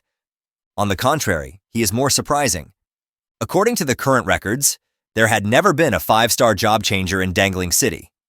And even in the Tianling City, the last successful 5-star job transfer had occurred a decade prior. This surprised Su-young, since Tianling City is the superior city of Dangling, and its development level is several levels higher than that off Dangling. But only one of them had been able to complete a 5-star task in 10 years. So it seems like the value of completing this 5-star transfer task were far greater than he had initially perceived. And just as he had realized, Bai Ling began detailing the suite of benefits awarded to him by the Transfer Temple, in accordance with its long-standing traditions. Firstly, Su-young was to receive a generous monthly allowance of 10 million in the national currency, a substantial sum that underscored the value placed on his accomplishment. Secondly, he was granted a black gold status authentication from the X-Alliance, entitling him to a 20% discount on all purchases and transactions, a privilege that would undoubtedly make his adventures and endeavors both more efficient and cost-effective. I think there are some hidden ones they are not telling us about, but we will find out eventually. This revelation left Su Yang in awe of the temple's largesse, particularly as these benefits were seamlessly integrated with his ID, simplifying his access to these newly acquired privileges. However, Bai Ling had more surprises in store. She further explained that Su Yang's exceptional status also afforded him the opportunity to join any A-level guild within the city. But Su Yang, accustomed to operating solo, inquired Bai Ling if joining a guild was obligatory, which Bai Ling reassured him it wasn't a requirement, but strongly recommended considering it, as the collective resources and support a guild offers could significantly accelerate his growth and strength. An individual's ability is limited after all. Furthermore, joining a guild comes with added benefits like experience buffs, aura enhancements, and crucially, team protection, making it an attractive option over going it alone. And Su Yang understood this line of reasoning, and it is also true that a solo player can easily be targeted, especially those like him who had taken the spotlight. While confident in his abilities against a hunter of the same level, facing a significantly higher level hunter could pose real challenges, and having a guild would likely prevent that from ever happening. And he really needs any help that he could get. Since his aspirations extended far beyond the confines of Dangling City, he aimed to become a dominant figure across all realms, a prospect that puts a smile on Su Yang's face. Now that was decided. Su Yang asked Bai Ling what guilds are there to choose from, prompting her to reveal that there are currently only 2 A-level guilds in Dangling City, and based on various data, she recommended the Spirit Hunting Guild as the most suitable option for him. This suggestion landed awkwardly with Su Yang, considering his recent encounters with members of that guild, eager to explore alternatives. He prompted Bai Ling to introduce the other guild, leading to the mention of the Yu Yun Guild. Unlike the Spirit Hunting Guild, the Yu Yun Guild was known for its strength and discretion, competing closely, yet maintaining a low profile. But Su Yang doesn't care. He only wants to join any guild other than the Spirit Hunt Guild, so he chose Yun without much thought, which surprised and confused Bai Ling. But choosing this guild would be much more of an entertaining sight for her, and so proceeded to manage the membership formalities on his behalf, seamlessly integrating him into the Yu Yun Guild's ranks. But before Su Yang could depart, she very much liked to inform him that the Yu Yun Guild is composed entirely of women, completely catching my boy Su Yang off guard. Our boy has failed the mission successfully. He just took the first step toward making his harem, or you can say managing the harem. In the city of Tianling, the Phantom Cloud Guild stands out with its base resembling an opulent mansion, befitting its status as an A-level guild. And just like what had been stated before, the guild is exclusively comprised of women. Among them is Lin Yu Yu, a level 85 hunter and leader of the B-rank guild named after her, the Yu Yu Guild, and Lin Yu Yu often finds herself lamenting the lack of engaging activities. Meanwhile, Lin Yu Yan, wait a minute, Lin Yu Yu and the other is Lin Yu Yun. Why does it have to be confusing? I had to confirm twice just to make sure they have different names. I'll just call Lin Yu Yu Blackhead and Lin Yu Yan as a Redhead. Redhead is a formidable level 99 hunter and the leader of the A-rank Phantom Cloud Guild. She overhears the frustrated remarks of Blackhead, and so she pointed out that she is not even in her own guild. She is just freeloading every day at their place, so she doesn't have the right to complain. And since Blackhead is in the wrong, she humbles herself, but she can't just go back to her guild since she finds the responsibilities there overwhelmingly tedious. But before Redhead could respond, another familiar character had arrived at the scene, opening the door with such force and immediately responded to Blackhead that, even though Blackhead likes slacking, she can't just skip out on guild duties without notice, especially when it comes to welcoming new members. And this newcomer is none other than Zukian, who introduces herself as an ice elementalist.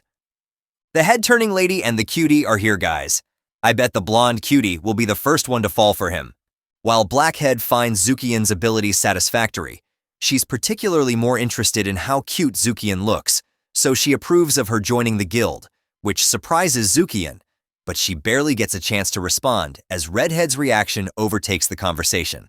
As it seems like she was engrossed in some information displayed on a system window, Requesting Blackhead to inquire about the commotion, Redhead revealed that a male member had unexpectedly joined their guild, causing a stir among the guild members, all curious about the sudden new member. Blackhead found this peculiar, considering the Phantom Cloud Guild's policy of only accepting female members, and wondered if there might have been an error on the part of Redhead's subordinates.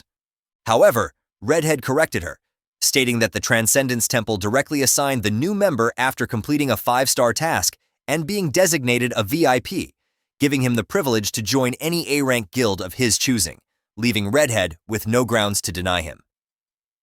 This revelation left the guild members in awe of the mysterious new member's achievements, but the question still remained. Why the hell didn't he choose to join the Spirit Hunters Guild instead? But Redhead is still the guild leader, so she maintains an open mind, refraining from jumping to conclusions without evidence. She proposed setting the speculation aside for the moment, intending to personally meet the mysterious Su Yang. Redhead was prepared to take action if he turned out to be troublesome or disrespectful, reassuring everyone that there would always be ways to remove him if necessary. Amidst this discussion, Shu Qian, recognizing Su Yang's name, expressed her astonishment, prompting Redhead to inquire if she knew him. Shu Qian shared that Su Yang was indeed a friend from Dangling City and had recently ascended, suggesting he should still be at level 1 just like her.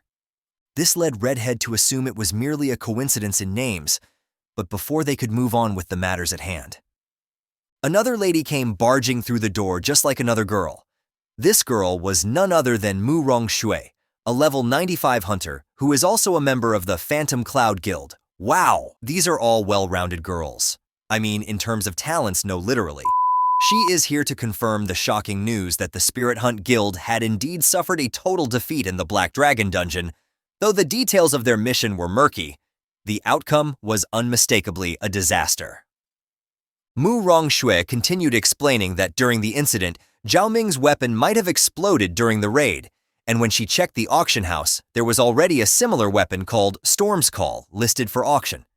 According to her, there was only one bidder for the weapon, which was likely from the Spirit Hunters Guild, and she asked others to guess what she did. The redhead replied, "You shouldn't raise the price too much?" With a cheeky smile on her face, and in response, Mu Rong had a proud smile on her face while explaining that she kept pushing the bid with other bidders and raised the price over 12 billion, which caused a heavy loss to Spirit Hunter Guild. The Blackhead also praised Mu Rong for this act. Damn, these girls are smart and cutthroat. I would stay clear of these crazy ladies. On the other side, in Spirit Hunters Guild, we see the Solar Express of Zhao Ming, who was literally crying and declared Ice Witch her sworn enemy. The leader also had a dark expression as he explained that he can't reach the seller through private messages and had paid 14 billion for the weapon, which was a huge hit for the guild. Wow! Our boy Su Yang must be super happy. He got the power as Black Dragon, money from selling all the overpriced gear, and soon will get the harem also. Lucky bastard. Qian Yuan guesses that the news about Zhao Ming's weapon explosion might have spread, which caused this pre-planned malicious bidding. Lei Shan kicked Zhao Ming on the butt and told him to quit his sulking attitude. As they all walked toward the exit, and Lei Shan mentioned they had successfully bought back all the lost equipment during the raid, and it's time to get back to the business. Zhao Ming was still rubbing his butt while trying to recover from the impact of that heavy kick. The scene then shifts to Heavenly Mechanism Pavilion headquarters, where the leader of the group, whose name is Zhou Tai, with 110 level and is a bloodthirsty warrior, was denying the claims of Lei Shan that their strategy had a flaw. He continued his explanation saying they have cleared the Black Dragon Fortress dungeon 5 times, and based on those raids, they came up with this strategy. He further explained that they meticulously verified every step, and there shouldn't be any issues if they followed the guide step by step. Lei Shan explained that they followed every step, but the behavior of the Black Dragon was completely different from the description in the strategy. He continued further saying that he is not questioning Zhou Tai's professionalism, but he is not a fool to sacrifice his guild's main force just to blackmail them. A hooded guy then called Lei Shan's guild members a bunch of useless people, as they had a clear strategy, yet still they lost, and now came back to demand money from the Heavenly Mechanism Pavilion. This guy looked like a typical thug who is first to get beat up when the fight starts. He is a regular thug who is trying to act cool while juggling his dagger during his whole remark. We came to know that this guy's name is Liu Qi, and his level is 103. Lei Shan get offended by his remark and asked him to watch his words. In response, the thug teased Lei Shan to train harder or stop playing if he can't handle the defeat. At this point, even Zhou Tai got annoyed and cut him off by telling him to hold his tongue. Then he addressed Lei Shan and said that Heavenly Mechanism Pavilion has always placed utmost importance on integrity and will never sell any incorrect information. Therefore, he will arrange an exploration team to retrace the steps, and if they find any errors in the strategy, then they will bear all the losses incurred by Spirit Hunter Guild. If the strategy is correct, then it will mean that Spirit Hunter Guildmaster made a mistake somewhere, and it will not be their concern. And asked Lei Shan if that is acceptable to him, to which Lei Shan agreed. Then he proceeded to inform Zhang Kexin, who is a level 108, a 5-star holy healer, and Zhuang Zhen, who is a level 104, 5-star Mountain Barrier Master, and Liu Qi, the typical thug, to investigate the dungeon with him and Lei Shan tomorrow. While all of them were agreeing to Zhou Tai's decision, the door of the room busted open and black smoke started rushing in. Lei Shan and Qian Yuan quickly took a defensive stance and readied their spells for the attack. Zhou Tai asked them to stay calm as the person barging in is Mr. Chen Lun from the headquarters of the Heavenly Mechanism Pavilion. Lei Shan was surprised that a big shot was here. We get a clear look of Chen Lun, who is level 115 and a 5-star necromancer. He said that Zhou Tai needs to inform him whenever he is going to the Black Dragon Fortress as per their previous conversation. Zhou Tai apologized and explained that they are going only as a part of their follow-up service, and he didn't want it to trouble him with such tiny matters. But Chen Lun cut him off and said he did not need an explanation and would go with them tomorrow. To which Zhou Tai agreed. Chen Lun was excited for the Black Dragon raid as he called his soul delicious, and every harvest made his treasure even stronger. He looks like an old pervert, and Zhou Tai fully agrees with me. Lei Shan was surprised that a team of 5-star professionals, plus an expert from the Heavenly Mechanism Pavilion headquarters, will do a raid, and with that much power, can easily clear up the 4th-rank dungeon. In case they kill the Black Dragon, it will work out fine, but if they get wiped out, they surely deserve it. Whether it's a genuine strategy or a fake one, with the heavy losses on his side, these self-righteous strategy groups should pay some price. He had an evil smile on his face just by the fact that the Black Dragon and exploration team will kill each other. The whole day passes and it's nighttime now. Our playboy Su Yang is lying defeated on the bed. He is annoyed by the continued buzzing of the chat channel and all the females talking about him. He is thankful that he blocked it quickly, otherwise he would be annoyed to death. Another notification gets his attention, which is from the auction house informing him about the continued bidding on the weapon. He wondered if both of the bidders might have a grudge against each other, as Ice Witch kept bidding 1 yuan up from Elf Noble. Eventually, the price reached 14 billion, which was 40% higher than average. He immediately confirmed the sale. He thanked Ice Witch for helping him raise the bid. The transaction was confirmed, and in the next notification, his temple benefits came into the clutch. As he was the Black Gold member, he was exempted from the auction fees and also received a 5% additional bonus on the auction price. He received a whooping 15 billion from this transaction, and his new balance came to 15 billion. He was quite satisfied with the transaction and wondered that he earned another billion just from 5% exemption, which was equal to 10% profit. He thought of taking a break and looking for a part-time job tomorrow. He wondered that after experiencing this pleasure, who would want to laboriously grind monsters like he did in the past? At 7 p.m., his part-time boss cooldown was complete and a 5-member team was challenging the dungeon. The notification asked him to confirm his transfer.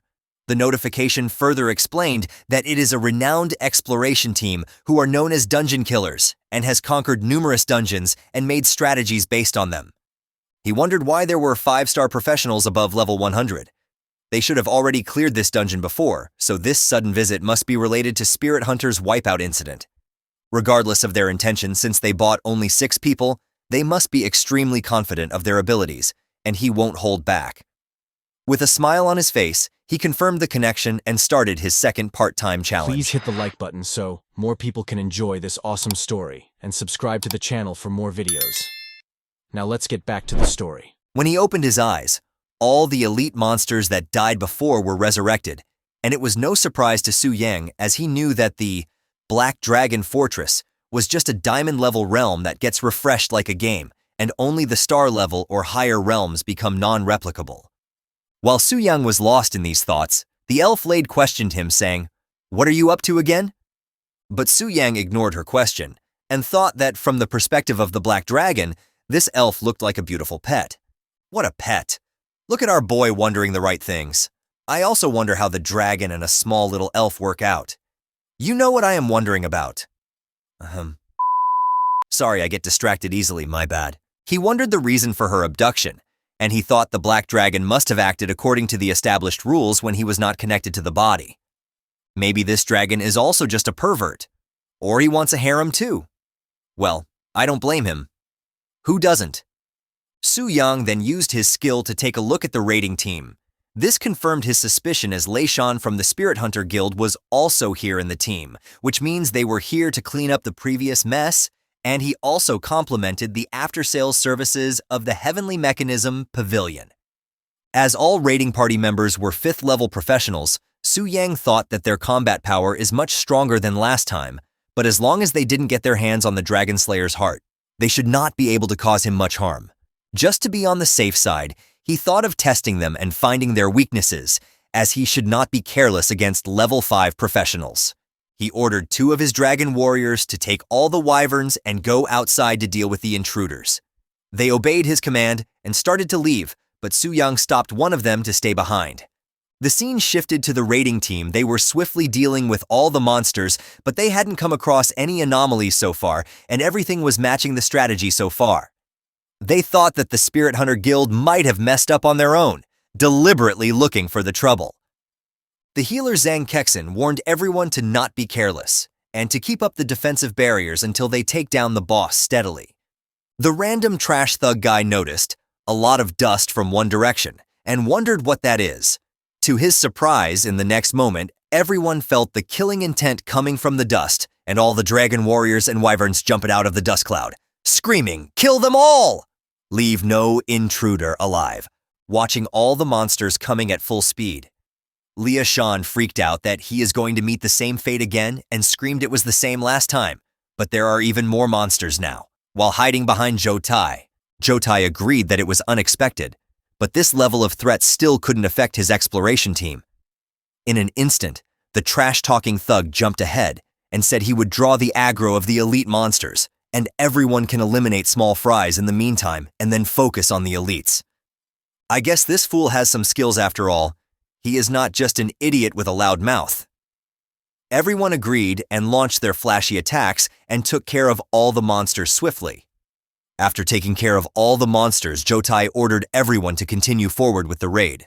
After watching this massacre, Su Yang thought that they were truly worthy of being 5-rank experts. Their strength seemed like immortals descending to experience life. He noted that the mysterious-looking mage didn't even make a move during the attack. He decided to take care of the things by himself and took a flight, to which the elf girl was surprised and his underlings started cheering.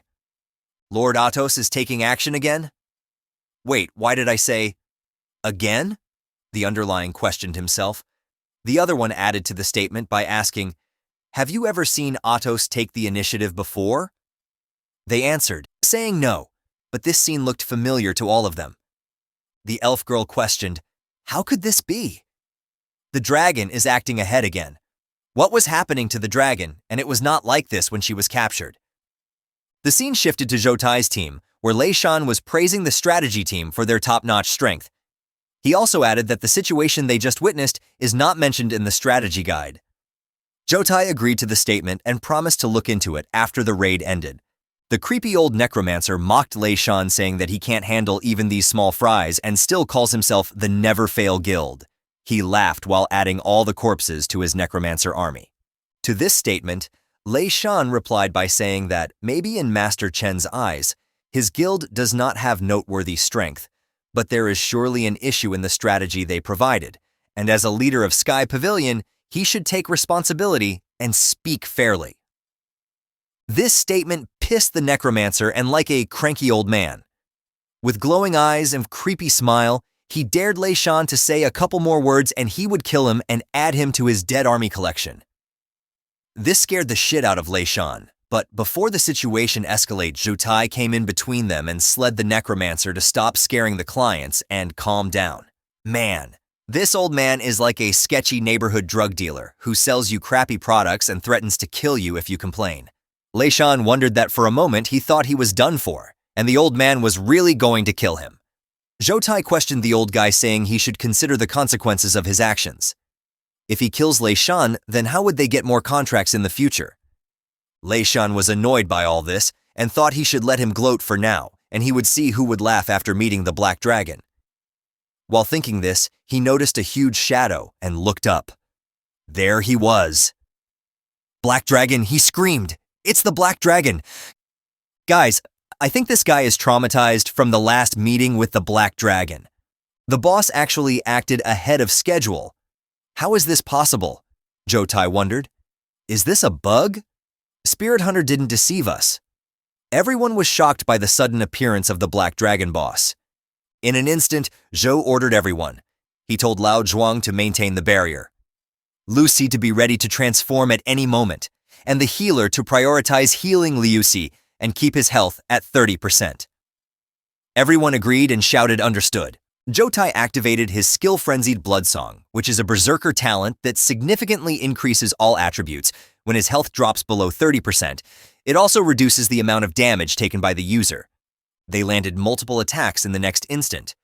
Physical damage dealt 15,893. Physical damage dealt 14519. Shadow damage dealt 13774. Magic damage dealt 13343. Magic damage dealt 112678. To all these attacks, Su Yang wondered that something was off. Due to damage reduction skill, even the 5-star professionals can't deal him much damage. This Black Dragon has damage reduction buffs, keep chipping away, Zhou Tai shouted while dodging an attack. The hooded crappy thug was behind Zhou Tai and shouted that he saw the attack coming from miles away. This pissed off our boy Su Yang. I guess this guy has a unique quality to piss off everyone he speaks to. Can you guess what I'll do next? Su Yang instantly switched his target to the priest standing in the back line and launched himself with a dragon charge attack. But Zhou Tai blocked his attack, and Su Yang wondered if he wasted the opportunity to eliminate the support team. While the dragon's attack was blocked, the crappy thug took shadow form, which significantly increased the attack, speed, and critical hit ratio. All of his skills also increased the dark attribute damage. He yelled, "Taste my strike! All of your vulnerabilities are behind you," while jumping toward the back of the dragon. He started attacking frantically and dealt some physical and shadow damage.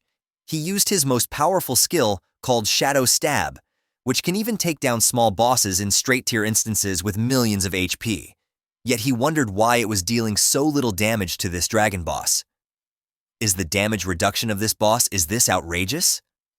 Now it's your time to reveal your vulnerabilities. Go to hell! The dragon smashed the thug with his wing, which did major damage to the thug and left him only with 1% HP. He landed on the ground defeated, and everyone ran toward him wondering how many times his luck can save him. Zhou Tai was glad that he shielded the healer earlier and ordered him to heal the thug. But the dragon was not gonna let them just heal the dude. I think the thug really pissed him off. The healer looked at the dragon, and it was ready to launch the next attack. This move, could it be Breath of Annihilation? But isn't that supposed to be the transition ultimate skill that's used when health is below 70%? Why is it being used at the beginning? Our boy Su Yang is really abusing the major power-up and launching special skill attacks one after another. In the next instant, he launched the attack and the entire field was covered with fire. When he looked down to check the aftermath, to his surprise, everyone was alive and the thug was getting healed by the healer. He's still alive, but that move should be the last resort defense skill of the Barrier Master, which reduces damage taken by the allies inside the sanctuary by 90%, and it also restores the health continuously and lasts for 10 seconds with a cooldown of 360 seconds. The next breath of annihilation should finish them off, he wondered. Why isn't the boss following the usual pattern, and it seems to have gained some intelligence and stated understanding of tactics and exploiting the vulnerabilities? Everyone was wondering about the different behavior of the boss dragon. Zhoutai questioned that it's a stone-tier boss and its behavior patterns should be fixed. How could it suddenly grow a brain and start acting differently? The necromancer started floating in air, while calling everyone a useless trash, and stated in the end he had to take action himself. He started casting a large-level spell and summoned the bone dragon, Malthus. Looking at the summoned dragon, Su Yang remembered that necromancers are extremely rare occupations. It is usually said that high-level necromancers can even summon the creatures at a dungeon boss level. He questioned if the summoned dragon would have a comparable strength to him. While he was lost in thoughts, the necromancer commanded the summoned dragon to attack. In an instant, the bone dragon rushed toward the black dragon, and they locked claws with each other. The impact of the collisions causes shockwaves in the surroundings. Such immense power! Does this seemingly fragile bone dragon actually have such strength? Su Yang wondered. Su Yang threw the dragon back while yelling "Het lost!" The bone dragon was knocked back, but instantly gained footing and launched a counterattack with Cloud Crop Inferno, a giant fire breath attack. Su Yang also responded with the Breath of Destruction, and a massive explosion covered the entire area in flames. Lishan was amazed to see that the bone dragon was actually countering the ultimate move of the black dragon. Zhoutai also added that the pervert old geezer is annoying, but his strength is real. Meanwhile, the dragons were still using the fire breath attacks and trying to overpower each other. Su Yang thought that the bone dragon's breath was powerful, but he himself is holding back for now. Then he put in some more strength in his attack and overpowered the bone dragon. The entire field was covered in fire and only the bones remained in the end. He started walking toward the necromancer, but something grabbed his feet. He looked down, and it was the bone dragon. It was resurrected after being destroyed from last attack. The necromancer geezer smiled and commanded Bone Dragon to keep raising and fighting back. The Bone Dragon launched multiple attacks, dealing physical damage, 5941 on 8, dealing magic damage, 17491, dealing magic damage, 119652, dealing magic damage, 80313. Multiple notifications popped indicating a major amount of damage to the black dragon. Its health was lowered to 81%. This damage is much higher than that of a class changer. This continues, I might lose.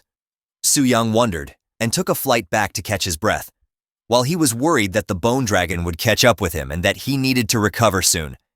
He looked at the dragon, which was still on the ground, looking at him. This guy can't fly. Su Yang figured it out. Geezer Necromancer commanded the bone dragon to continue attacking from the distance, and it launched multiple fire attacks at the black dragon. But our boy was able to easily dodge all those attacks because he can see them coming from a mile, literally. Su Yang looked at the necromancer and saw he was defenseless and prepared to attack him. The old geezer realized this and commanded the bone dragon to protect him. But the black dragon actually fooled him. He grabbed the bone dragon and threw him at the necromancer, which reduced his HP to 20%, and they landed on the ground, creating a large dust cloud. Su Yang was amazed that the necromancer still had 20% HP. He thought he was just a squishy mage and would die in a second. When Su Yang looked down, Zhuangzhen was managing the barrier and healing the geezer necromancer. Due to the sharing the pain skill, which shares half the damage taken by teammates, and also provides a 50% damage reduction. Everyone was still able to hold on somehow.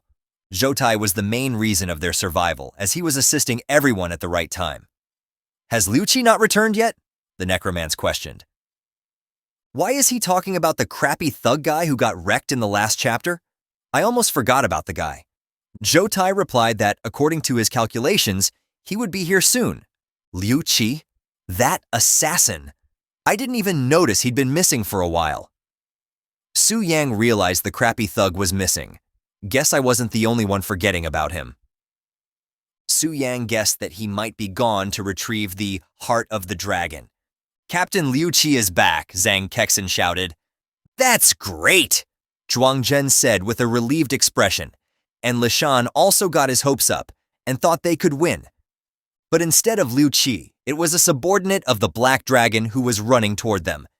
He shouted that he had accomplished his mission and presented Heart of the Dragon to Su Yang. Su Yang praised the Dragon Warrior for swiftly completing the task. Jotai was shocked by the realization that the only hope they had to defeat the Black Dragon was gone now. "How is this possible?" he muttered.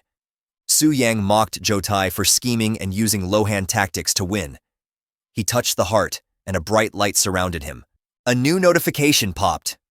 Detecting uncontrollable factors. Diamond Tier Secret Realm. Black Dragon Fortress. Level change imminent. The secret realm begins to rise to Starlight Tire.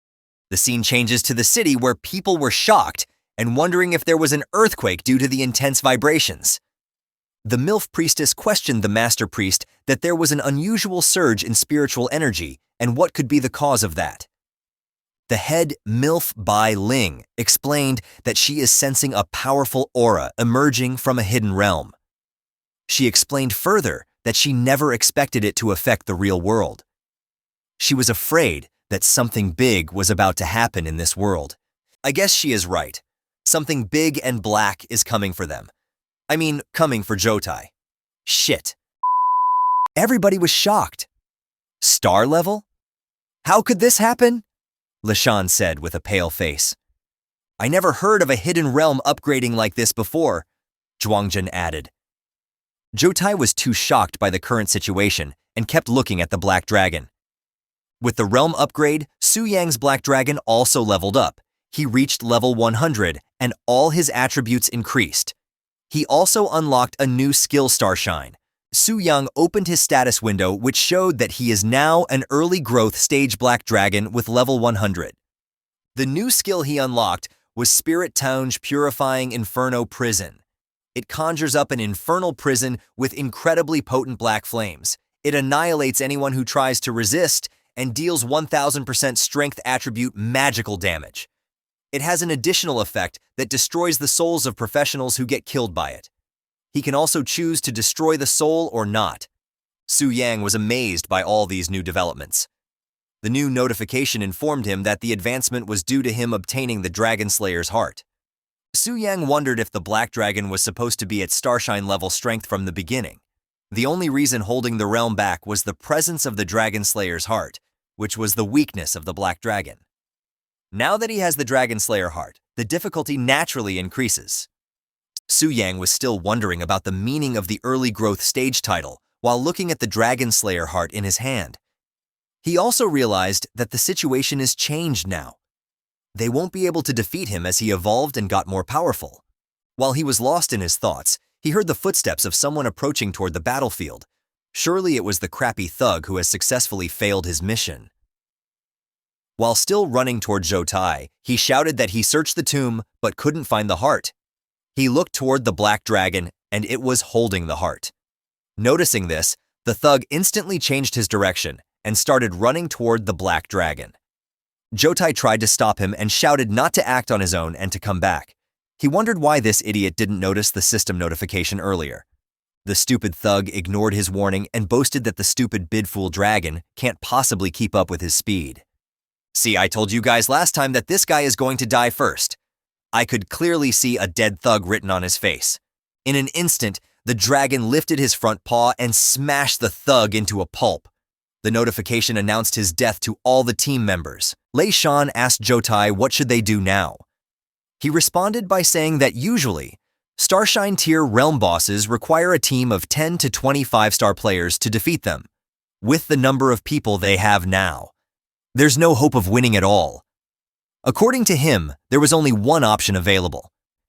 After saying this, he started running back toward the entrance of the dungeon with full speed. Watching this, the geezer necromancer questioned him, saying that he shouldn't run at this critical moment. He ignores the geezer and replies that it's foolish to fight under these circumstances. Looking at Jotai running back, Su Yang praised him for making a wise decision, but he was not planning to let anyone leave alive. While everyone running toward the portal, the dragon dashed past them and stood in front of the portal, blocking the only escape route the team had. Seeing the Black Dragon in front, Jotai ordered everyone to stack all the defensive buffs and charge in with all their might. He wanted to make it out alive. the Black Dragon used Annihilation Breath. It was a massive breath, and it left the whole team in shambles. Everyone was lying on the ground, and Jotai was barely standing with the help of his axe. The attack instantly shattered the barrier, and everyone's mana and health were at the lowest points, and they would not be able to handle the next attack. Jotai recommended everyone to put their valuable items in the Infinite Ring to prevent losses, as he announced that there is no hope for escape. At this remark, the old necromancer geezer was not happy, and replied saying that he will not give up as he had already killed the Black Dragon thousands of times before. He stated that he knew all of his abilities like the back of his hand, and even if I has advanced to Starshine level, he will kill it once more. He was surrounded by an ominous green mist while casting his spell, and in the next moment when he raised his staff, thousands of undead creatures were standing behind him. It was a skill that raised all the dead creatures with infinite duration, but it will continuously consume his health and mana. He commanded his army to attack, and all the creatures rushed toward Su Yang. But our Giga Chad boy Su Yang is on a totally different level now. He shouted, "Die you worthless trash," and attacked with his tail to take care of all the low-level monsters. The Bone Dragon launched its flame attack, but Su Yang laughed it off, saying that it couldn't even scratch his skin. He punched Bone Dragon to the ground and held his broken skull while looking at the necromancer.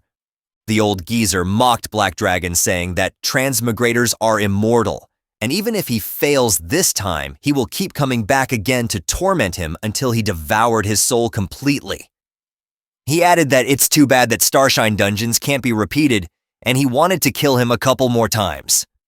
Our boy got annoyed by this statement and said, since it had come to this point, how could he let them leave this easily? He took a flight to the sky and used his new skill. There was a big bowl of fire in the area. Everyone was burning and screaming in the fire, and the necromancer replied that he will make the dragon taste this pain 100 times more. There won't be next time, the dragon replied. The necromancer was shocked with this answer and noticed his HP had reached 0, but the transfer hadn't started. His body was decomposing and falling apart. You have no chance of resurrection anymore. Disappear, Su Yang mocked the necromancer. Multiple notification windows popped. You killed level 110 bloodthirsty warrior Jotai. Gained experience +2198763. You killed level 110 bloodthirsty warrior Jotai. Gained experience +221988763. You killed level 108 healing priest Jung Hexen. Gained experience 1986123. You killed level 104 mountain barrier master Zhuang Zhen. Gained experience 1577633. You killed level 103 Shadow Hunter Liu Qi. Gained experience 1662321. You have completely killed level 115 Necromancer Chen Lun. Gained experience 2546198. Total experience gained 9.91 million. Su Yang's level rose from 34 to 40, and he reached the limit of pre-transformation level. Due to experience overflow, 40% of experience is lost, and the remaining experience was 5.99 million. With this, the chapter ends here. Our boy has made some major leaps and already reached level 40. Let's see what happens on his first day in the guild. Jotai was sitting in the room holding his head, probably reflection upon the beating they just recently received. Nobody was uttering a single word, and there was a dead silence in the room. To everyone's surprise, somebody came rushing in while yelling, "I am back!" It was the healer, Zhang Kexen. Any news from the Master Chen? Jotai asked the healer. None, he replied. He told everyone that all the information about the necromancer, Master Chen, was disappeared from the Heavenly Secrets Pavilion. This means only two things. First, that someone deliberately erased the information, or he was dead. This revelation shocked everyone, and a chill ran down their spine. Jotai started wondering that how can the Black Dragon ignore the level protection mechanism and erased Master Chen? He wondered what kind of monster that Black Dragon is. With shaking body and a weak voice, he told everyone that this is no longer a problem that they can solve on their own. He decided to compensate Lishan's guild for their losses and leave the rest to the headquarters for decision-making. He wondered that only the geezer necromancer was killed, so there might be a special mechanism. Or did the boss dragon kill him intentionally and let the rest of them go? The scene then changes to our boy Su Yang. He was sitting on the sofa exhausted. He was drinking some cola to relax himself. He exclaimed that he was so tired because the level in the exploration group was beyond the spirit hunter. It took him so much effort just to defeat them. But it was worth it because the hard work paid off in the form of high-level loot. All the weapons he received were really rare, which shows that these guild are incredibly rich. The loot included some scrolls, potions, and some diamond and star blessing tier equipment. The most valuable thing according to the Su Yang was the Starforge tier dagger that the crappy thug dropped. Its name was Shadow's Bloodthirst. He read the description, which explained that it was the pinnacle of assassination from the Abyss of Shadows. It claimed the lives of countless beings. It doesn't have any level restrictions, and it provided plus 180 agility and full 400 strength to the user. It has two abilities. The first one was named Shadow's Body. It consumed mana to achieve a short-term invisibility effect and gain 50% speed boost to the user. The second was Compassion Mark. It consumes mana to mark the target, launch an attack without being noticed, and deal 300% increased damage to the target. The next item was Legendary Skill Scroll. It had 5 charges, which can be activated unconditionally, a 5-stage skill known as Storm Snow 4000 Blades. Su Yang was super happy at his luck because last time he got a Diamond tier weapon, and this time he got a Starlight tier weapon that he can wield without any problem. And the scroll is also super powerful as it can kill a 4-stage transformation in an instant on top of it. It doesn't have any usage restrictions. Due to the experience he got from his recent massacre, his level is now 40, and he is now eligible for second transformation. He wondered if the geezer necromancer was truly dead and won't resurrect again. The system responded saying yes, that the geezer mega was completely eradicated by him. The system further informed that his decision was correct, and according to the system analysis, the necromancer had a high probability of killing Su Yang after obtaining the dragon heart. The system further warned Su Yang that if he was killed by others transformators while in the dragon boss form, he will die immediately. After hearing this, Su Yang thought it was a right decision to kill the geezer. He further thought that if he was not smart, he might have been died by now. But with this event, the adventurers will not dare to challenge him recklessly now. Su Yang then remembered that Starlight tier bosses were called true spirit creatures who has their own consciousness. He wondered what happens to the Bok Dragon's conscience when he uses its body. The system instantly answered, saying that the chosen boss will have its consciousness wiped when Lu Fan is in the body, regardless of the level of the boss. And when Su Yang is not connected, the boss will act normally according to rules set by the system. Moreover, if Lu Fan kills the dragon boss, the system will then find a new higher level boss, which will have event stronger capabilities than the previous boss. Su Yang then took out the heart of the dragon, which was required to kill the dragon boss successfully. He was happy that if he wants to kill the black dragon, he has the essential item, and everything is falling into right places. The notification window then informed that the layered dragon's heart was from unknown tier. It has many effects like 50% spirit boost and 100% strength boost. The other feature include Radiance of the Dragon Slayer, which ignores the giant dragon's racial talents and increases the damage done to the dragon by 500%. It also had the ability to summon the blood soul of Ancient Hero, which can aid the player during the battle with the black dragon. The unlocking condition for this equipment was to kill the giant dragon alone. Currently, the amulet does not have any charges, as no dragon was killed by our boy Su Yang. Reading the information, Su Yang wondered that the blood soul of the heroic spirit skill most likely referred to the hero who slayed the dragon. He thought that someone who can be given the title of a dragon-slaying hero is definitely a person with super strong combat power. This hero will definitely be much more powerful than a 5th-level professional. He chuckled, saying that with this super little brother, who is he afraid of? As his next goal, he declared that he will kill the black dragon and change part-time job title to unlock all the summons. This will be his goal for the next stage. He then opened the apartment door and went out, saying that it's time to go and accept the second transformation mission. The scene then changes to a new location, where our half-naked MILF priestess where our beautiful waifu priestess was waiting for someone. People around her were wondering, that is she the temple priestess, and is she waiting for someone? They were questioning who has the status to make the temple priestess date at the door. Of course, they don't know about our Giga Chad boy Su Yang. If they knew, they would not be talking this trash. They were feeling envious, and they wanted a beauty like her to wait for them also. The priestess then opened her eyes and said, blessing of the statue. "Excuse me, brave sir, how can I assist you?" To these words, Su Yang was speechless and dumbfounded. He questioned, "Brave sir? And how do you know I was coming?"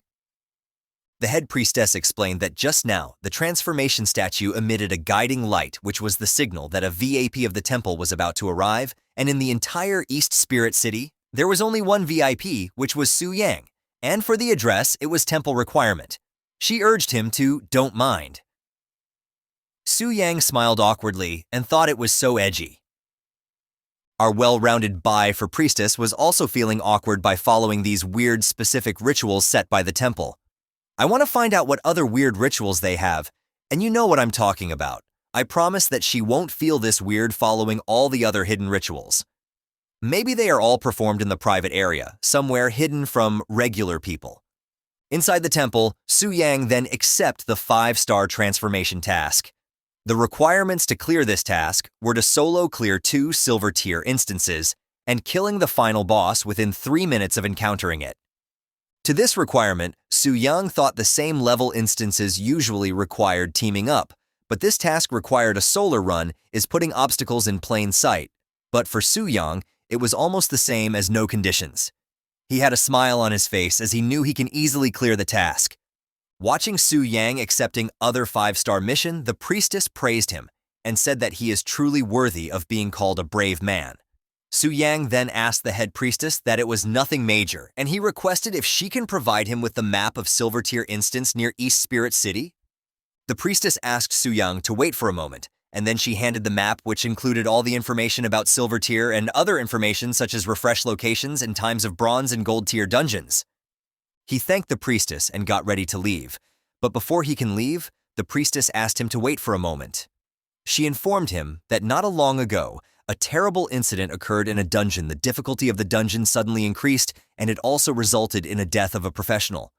She continued her explanation, saying that the low-level wilderness areas have been crowded due to this accident, and now they often result in bloody conflicts due to competition for dungeons. She warned him to be extra careful. To this reminder, Su Yang thanked her and told her that he will be careful. He thought with so many low-level dungeons around the East Spirit City, he should be able to find 2 silver tier ones. Then the scene shifted to a dungeon, or somebody was already in the dungeon and he could not read it. A lot of people were standing in front of it and waiting for their turn to enter. He visited many other dungeons, and it was the same for all of them. By the end of the day, he was fully tired and exhausted due to all this running around and not being able to enter any dungeon. He said that after running 7 or 8 dungeons in a row, they were all taken by someone else. He was feeling that this was too unlucky, and he thought that it could be because he have been too lucky picking up all the equipment recently, and triggered the law of conservation of luck. In the next scene, he was looking at the map which was provided by the priestess, and he was trying to find the entrance to the Cave of Suffering. He noticed that there were a lot of people waiting in front of this dungeon as well. Upon looking closely, he recognized a familiar face. It was Gusuekian. He wondered what she was doing here. She was trying to defend herself from a douchebag, saying that she arrived first at the dungeon, and she does not want the douchebag to snatch it from her. Su Yang also recognized the useless shit Wang Fei. Wang Fei, being a stupid shit that he is, was trying to take the dungeon away from Gusuekian. He said that this dungeon doesn't have Phantom Cloud written on it, and if they want to enter the dungeon, they need to rely on their strength to compete with him. At this statement, Su Yang wondered, Phantom Cloud? Isn't that the sister guild of Phantom Cloud? It was a coincidence, he thought. Since they all are acquainted, it should be easy to negotiate. He then jumped down from the hill, saying that he's not planning to let go of this dungeon again. The chapter starts with 2 stupid guys bullying our pretty girl, Gu Sueqian. They mentioned that the stupid piece of shit Wang Fei has got the attention of their biggest shitty leader of the guild. The other creepy thug tried to take advantage of her and said that she should stay and play with them. At this remark, Gu Sueqian took a step back and suddenly a red sword appeared in front of the creepy guy who was trying to grab her. The owner of the red sword was a cool-looking beauty, and her name was Helan.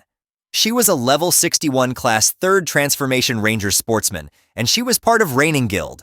She warned the douchebag to watch his mouth or she don't mind cutting his head.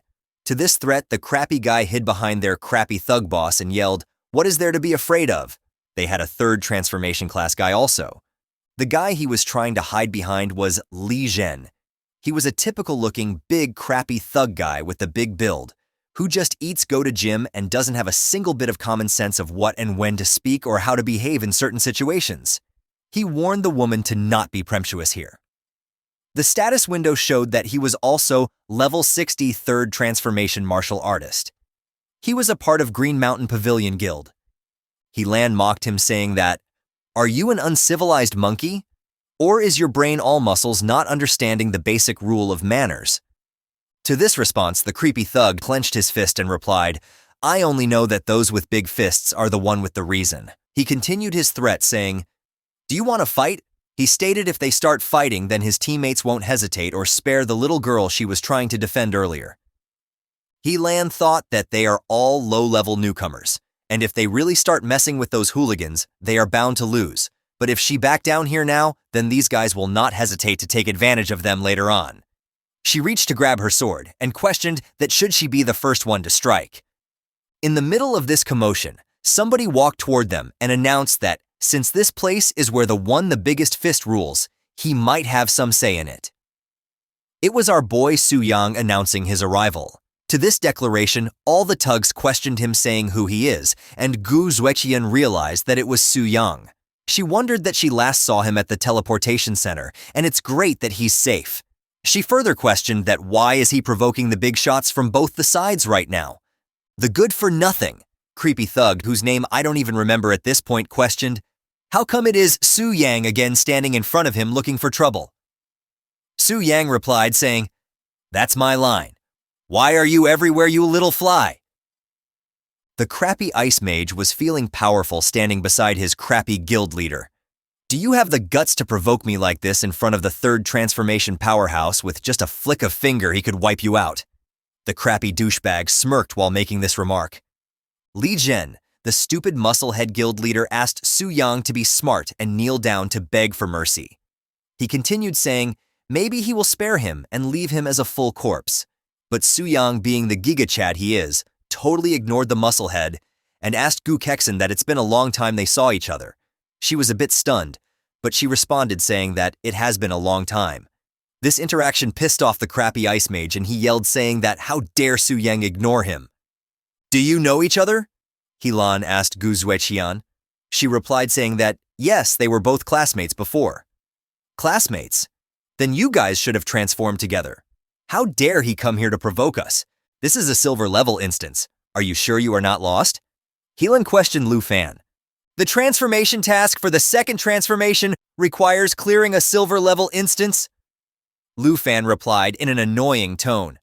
At this response, Helan was shocked. "2nd transformation? Wait a minute, if this guy really transformed with Gu Sueqian, how come he's level 14 just a few days? How is this even possible? Do you think you are so cool? Acting like a big shot every day, you are just a garbage warrior. If you don't act, you will die, right?" The crappy ice mage prepared his spell in his hand. He continued saying, "If you are so capable, why don't you open your personal information for everyone to see your level?" He asked Su Yang to stop pretending someone he's not. He said his little trick are nothing here, and he is just here to kneel and worship their boss. The status window then revealed that the Ice Mage Wang Fei was level 10 Ice Mage and a member of Green Mountain Pavilion Guild. Looking at the status window, Su Yang had an evil smile on his face and said, "Only level 10? If you were below level 2, I wouldn't even bother, but now." He prepared his spell. The spell he was casting was a dangerous one, and the system window informed that it has death penalty for players. Below level 10, players will drop 2 levels. If the player is below level 2, they will be unable to resurrect. In an instant, he casted his spell, which went straight through the crappy ice mage. Su Yang announced, "Go back to the city and soak in the spring water." The attack was so big that it pierced right through the mage and knocked his HP 0% in an instant. The status window informed that he has successfully defeated a level 10 ice mage, and he gained 100 experience points in return. The other members of the guild ran toward the defeated crappy ice mage while calling his name, and the crappy muscle-head guild leader launched an attack towards Su Yang, which he dodged without any effort. The crappy muscle-head guild leader then mocked Su Yang, saying, "Ambush! How dishonorable." He announced that Su Yang will not be able to get away unscratched after killing his team member. Su Yang took out his sword and said that, "Depend upon the ability of the guild leader." He also pointed toward Helan, saying that if she wants to join in, she can, and that way he will not have to go through the same process later on. This comment pissed Helan. She replied saying that who gave him the courage to challenge 2/3 transformation professionals at the same time. She questioned, that is he too arrogant, even if he is friends with Gu Suixian, she can't let him go off lightly. She then suggested to Musclehead that they should put aside their issues and teach Su Yang a lesson. The Musclehead leader agreed with her and jumped toward Su Yang for a left punch. He launched multiple punches toward our boy Su Yang, but he dodged all of them with no effort. How can this kid be so fast? I don't believe it. Thunder Tiger Fist. He launched another attack towards Su Yang, but to his surprise, Su Yang blocked his final attack with the sword, and with the swift motion of his sword, he threw him away into the edge of the valley mountain. While he was dealing with the crappy thug guild leader, Helan sneaked up on him and launched the attack, but to her surprise, her attack was blocked by the shield. You are ambushing too? The morality of this batch of third transformation professionals is lacking. Su Yang mocked Helan with this remark. The notification informed that he was using a one-time scroll that generated a shield barrier which was capable of withstanding a total of 80,000 points of damage. Helan was wondering that the sword strike just now barely even scratched half of the shield value. The shield is definitely an advanced shield scroll, and the weapon Su Yang is using does not look like a silver tier, it may be a gold or even a platinum tier weapon. She wondered that the way he killed the ice mage earlier in an instant was so fast that she could barely see it. She kept her guard up. She wondered how could Su Yang fight like this and who exactly is he? The crappy thug guild leader was pissed that he got beaten by a kid's attack. You are not getting away. I won't rest until I have killed you, he replied in an angry tone. But before he could finish his sentence, Su Yang already had his next attack ready. He replied saying, I have already said I am in a hurry, so disappear, and he launched a big fire attack toward the musclehead thug. A huge fire appeared as the aftermath of the attack. You have defeated level 16 martial artist Li Zhen, the status window informed. He also gained 3125 experience points. With the cool pose and sword on his right shoulder, he asked Helan if she still wants to fight. Helan instantly put her sword away and replied, How can we even fight now? That's good then. After all, we are sister guilds. I don't want things to get too ugly. Su Yang replied while walking toward the portal. Helan was confused at this statement. Apologize to your guild leader for me? I will take down this dungeon first, Su Yang replied while walking into the dungeon portal. The notification window then appeared showing Su Yang's information. He was level 40 magic warrior, and he was a member of Phantom Cloud Guild. Another notification informed that he has entered the Cabin of Pain dungeon, and his transformation task has now began.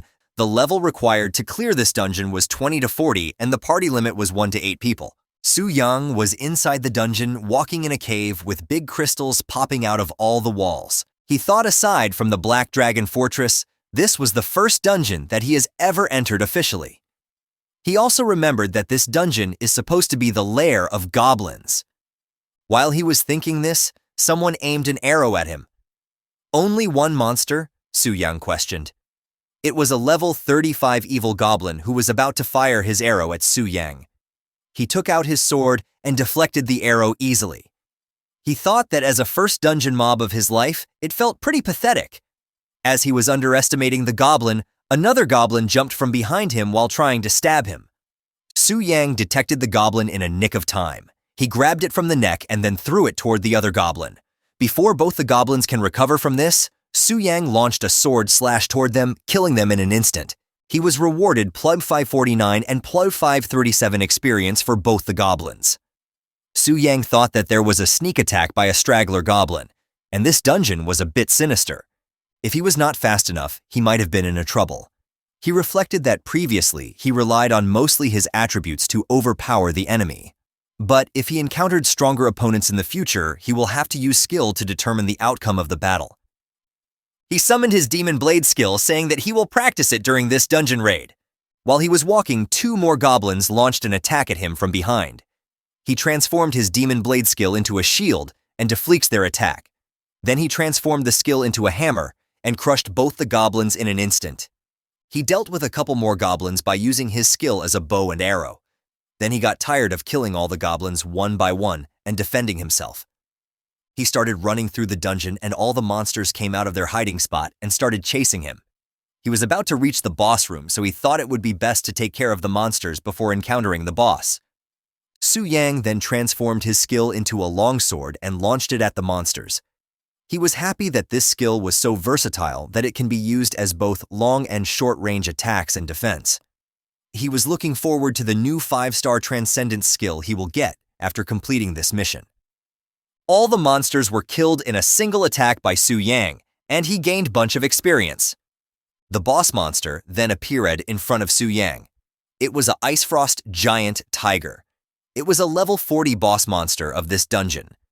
Su Yang was not impressed by this monster, but he found the design of this monster quite funny. He figured that the dialogues of this boss monster were also fixed. The reason was that because it was a boss below Starlight level, and these bosses does not have their own consciousness and act on predefined patterns.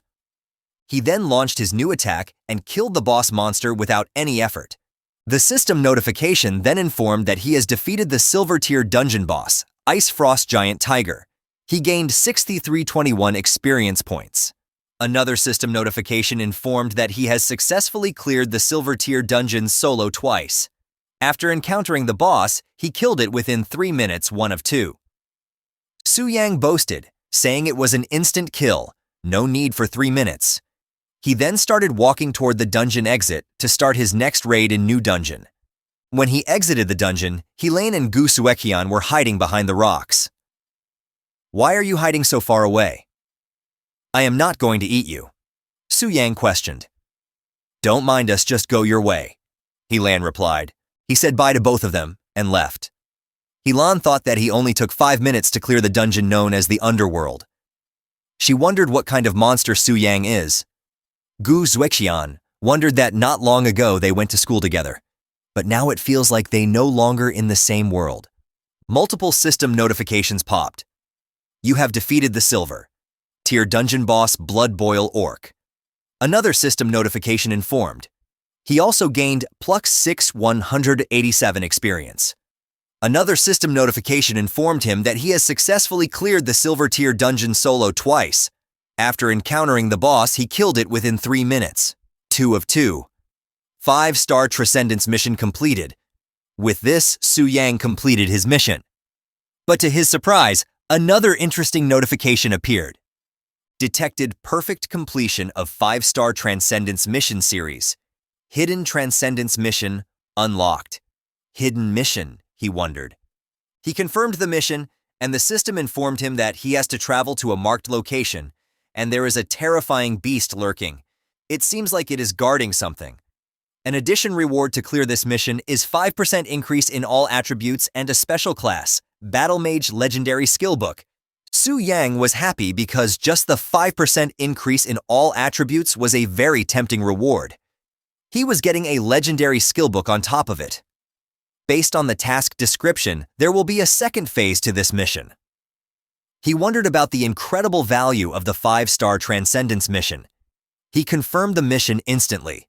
The target area of the mission was an advanced wilderness area of Tianling City, where the average level of monsters were over 40. According to his calculations, the terrifying beast that system mentioned must be over level 50. To defeat this monster, Su Yang decided to unlock Starlight Grade weapon. But to use a Diamond Grade or higher weapon required a Grandmaster Blacksmith, which can socket a boundless gem into it. There is no one like that in the Dongling City. Then he remembered that a branch of the Celestial Mechanism Pavilion is in Tianling City. They also sell various kind of information. He decided to visit them as they are also a part of the X Alliance. He wondered how they will react to his X Alliance Black Gold membership card. The scene changes to the city of Tianling, where Su Yang was standing, and wondering that it was incredible that so many people gather in the city to purchase the strategies. He thought it was truly a testament to the leading strategy group. He admitted that he was feeling a bit nervous while walking into the building. He joked, saying that he just sold their items and officially ascended to the rank of a new rich person. He was feeling embarrassed due to this. Upon entering the building, there was a long line at the reception desk, and people were arguing with each other, and receptionists were trying to keep people calm and wait their turn according to the number they have been provided. Lu Fan amazed by such a huge crowd in reception desk. While looking around, his gaze fell upon someone familiar. It was Zhou Tai and Liu Qi. He was a bit shocked that he ran into them so quickly they were walking somewhere. Liu Qi, who we know as the crappy thug, was urging to Zhou Tai about his lost weapon. He said, can the loss of his weapon be reimbursed? According to him, it was a Starshine level weapon. In response to this statement, Zhou Tai said that having caused Chen Lun's downfall, the headquarter has been lenient and had not troubled them, but more did he wanted from them? Frustrated by this situation, Liu Qi kicked the garbage bin which was nearby him while yelling that he had to grind for months again to get the weapon. By the twist of fate, the garbage bin flew straight toward our boy Su Yang. He caught the incoming garbage with his left hand and said, "Who's the uncultured one throwing things around?" in an annoying tone. Hearing this, Liu Qi got angry and questioned our boy that if he had a problem with that. In response, our Giga Chad boy said that, of course he has a problem. He questioned that being high level mean that the thug could do whatever he want. He grabbed Su Yang from the shirt and yelled that, how can a mere 40-level newbie dares to talk back to him? He was super pissed and said that he can do whatever he wants here. He argued that whether Su Yang believe it or not, he can kick him out of here anytime. Hearing all this, Su Yang had a smile on his face which pissed the guy even more. He questioned Su Yang why was he laughing. To all this, Su Yang thought of getting his revenge next time this crappy guy entered the Black Dragon Sanctuary. He thought he will wipe him out. Zhou Tai, being the mature guy, stopped Liu Qi immediately and told him to mind their image a bit. He said it was a trivial matter and urged both of them to not hold on to it. But by this time, Su Yang was already annoyed and questioned, what kind of treatment was this? He questioned, was this how the esteemed Tiangi Pavilion treats their guests? He affirmed that he was disappointed. Hearing this, Zhou Tai got annoyed and said that they are high-end strategy group here, and they don't sell strategies for dungeons at his level. Liu Qi added saying that Zhou Tai should not waste his words on this kid and watch him kicking this kid out with one foot. Su Yang instantly took his black card out and held it with 2 fingers, while both of them were staring at him with killing intent. Being a dumb idiot, Liu Qi slapped the card out of Su Yang's and questioned him. Was that trashy card supposed to scare him? Su Yang was amazed at the level of stupidity of this guy. He wondered, that doesn't this idiot even recognize the value of the card? The flicked card, the landed at somebody's feet. It was Grand Steward. Zhou Tai questioned that why the Grand Steward was here, and the idiot Liu Qi said that he was looking forward to the arrival of the Grand Steward. The notification window then informed that the guy's name was Jia Yue, he was level 120, and the Grand Steward of First City, Yongfeng City. He was annoyed by the current scene. He picked up the card from the ground and walked toward the idiot, Liu Qi. Without saying anything in the next moment, he delivered a super extra special Giga slap on left cheek of the idiot Liu Qi. The idiot fell on the floor due to the slap and questioned, what is he doing? He reminded him that he was his brother-in-law. The Grand Steward totally ignored him and walked toward our boy, Su Yang. While handing him the card back, he welcomed him as esteemed VIP and introduced himself as the Grand Steward of Yongfeng City. He further apologized for the trouble subordinates have caused him.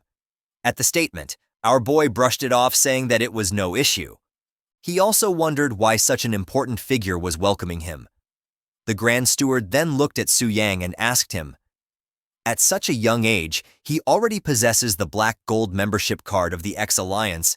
Could it be that he has completed the 5-star class transfer mission and obtained the VIP privileges of the class transfer temple? Su Yang responded in agreement. Then he ordered Zhou Tai and the idiot Liu Qi to treat this distinguished guest properly. Zhou Tai responded saying, "Yes, Grand Steward." The idiot responded in, "Huh?" The Grand Steward then announced that he will be taking his leave now. He grabbed the idiot Liu Qi from his cape and started dragging him behind while saying that he wanted to talk with him about the next dungeon. The idiot Liu Qi was screaming like a little child, saying that he can walk on his own and he does not have to drag him like that. He pointed towards Su Yang and said that he will get back at him. Su Yang just waved bye to him. Hearing about the next dungeon, he thought the next dungeon already. Does the Tianji Pavilion have a new move? While he was lost in thought, Zhou Tai asked, what can he do for him? In response, Su Yang asked that he would like to know the whereabouts of the master-level blacksmith in the city, and if they have unbound gems here. He mentioned that the treasure pavilion ran out, and he would like to buy a few more. Zhou Tai responded, saying that information is not a problem, and they have the unbounded gems, but they are expensive. Stopping him. Midway his statement, Su Yang flicked his fingers, saying anything that can be solved with money was not an issue for him, and instantly a bag full of gold landed in front of him. Seeing the big chunky bag of gold, Zhou Tai said that he would have someone to assist him, or rather, he will personally retrieve all the stuff he has requested. He asked our boy Su Yang to wait for a moment. At this response, Su Yang thought that Zhou Tai was quick to change his face. Truly a salesman. While waiting for his stuff, Su Yang thought that Yongfang City was the capital of this region, and even the Grand Steward was so respectful. He was now even more curious about the background of the temple. After getting the information and his goods, Su Yang was checking the mini-map and wondering that Old Wolf Forge was a master-level blacksmith, and he was hiding in such an inconspicuous place. He said it was all right decision to entrust Taijin Pavilion. Then he got distracted by some other people who were talking around. You are saying the exploration team is preparing to go to the Black Dragon Sanctuary again? Is that true? People have died in there, and they still dare to go? The other person responded, saying I have only heard about it, but everyone is too scared now, there's hardly any response. The first person then responded, saying that he thought as much. Not even for $100 billion would he go. Hearing this conversation, Su Yang thought that, as expected, Chen Lun's death has dealt a huge blow to the morale of the exploration team, and they probably want to come again for a while. He thought that it's better to subdue the Black Dragon sooner rather than later, to avoid any complications. The scene then changes to the shop, where Su Yang asked that he was looking for Mr. Guyong while entering the shop. There were two beauties and a bald man working in the background. The beauties instantly looked towards Su Yang. Both the beauties were from Yuyun Guild. One had white hairs and pink eyes, and the other had pink hair and shades. According to the system notification window, the name of the pink eyes girl was Murong Shui, and she was level 95. The other girl who was wearing shades, her name was An Yu. She was level 92. Su Yang greeted them saying, "Hello, sisters. Are you here to get your equipment done too?" The pink-haired girl. An Yu instantly rushed at Su Yang, which scared him a little. She loudly asked him, "That was he the new brother who joined? How old is he? Does he have a girlfriend? Does he like older sister?" Wow. Look at this speedy lady asking all the right questions. Maybe she's going to be the next in the line to be a waifu. I hope she becomes one because she is pretty well-rounded. You know what I mean. The white-haired girl grabbed her face and pushed her back while saying, "Su Yang, right? This is a master-level forge. You don't need to come here at your level. Just go to the blacksmith shop on Commercial Street." Hearing this, Su Yang sighed. This is the second time today I have heard something like this. Sometimes I really don't feel like explaining. Then he waved his hand saying, "Is my weapon qualified to be here?" It was the dagger and gem. Both of the ladies were stunned after looking at the items. This couldn't be. A Starshine level weapon? The pink-haired girl added saying, and a complete unbounded gem. Each one is worth several hundred million. Looking at the items, the blacksmith was intrigued. It's been a long time since I have seen such a fine weapon, he said while looking at the dagger. Su Yang then passed both the items to the master, saying that he entrust it to him. Holding the dagger in his left hand, the blacksmith turned into Super Saiyan, which caused his shirt to be ripped apart. He affirmed Su Yang saying that he can rest assured and he will pour his life work into strengthen this weapon, and he will not disappoint him. The blacksmith started hammering the dagger, and sparks began to fill the room. He continued his hammering process without paying any attention to his surrounding environment. But the two ladies were amazed by the beautiful sparks flying around. The white-haired girl was looking at the sparks with puppy dog eyes. She speculated that the stars were the result of the enhancing process of Starshine tier weapon. She said that it was her first time witnessing such a marvelous scene. The girl with pink hairs and shades also added, saying that the scene was splendid. But to their dismay, when they looked toward our boy Su-yang, he was sitting at the bench with blank, unimpressed face. Both the girls thought that he is unimpressed because he seemed familiar with these kinds of spectacles.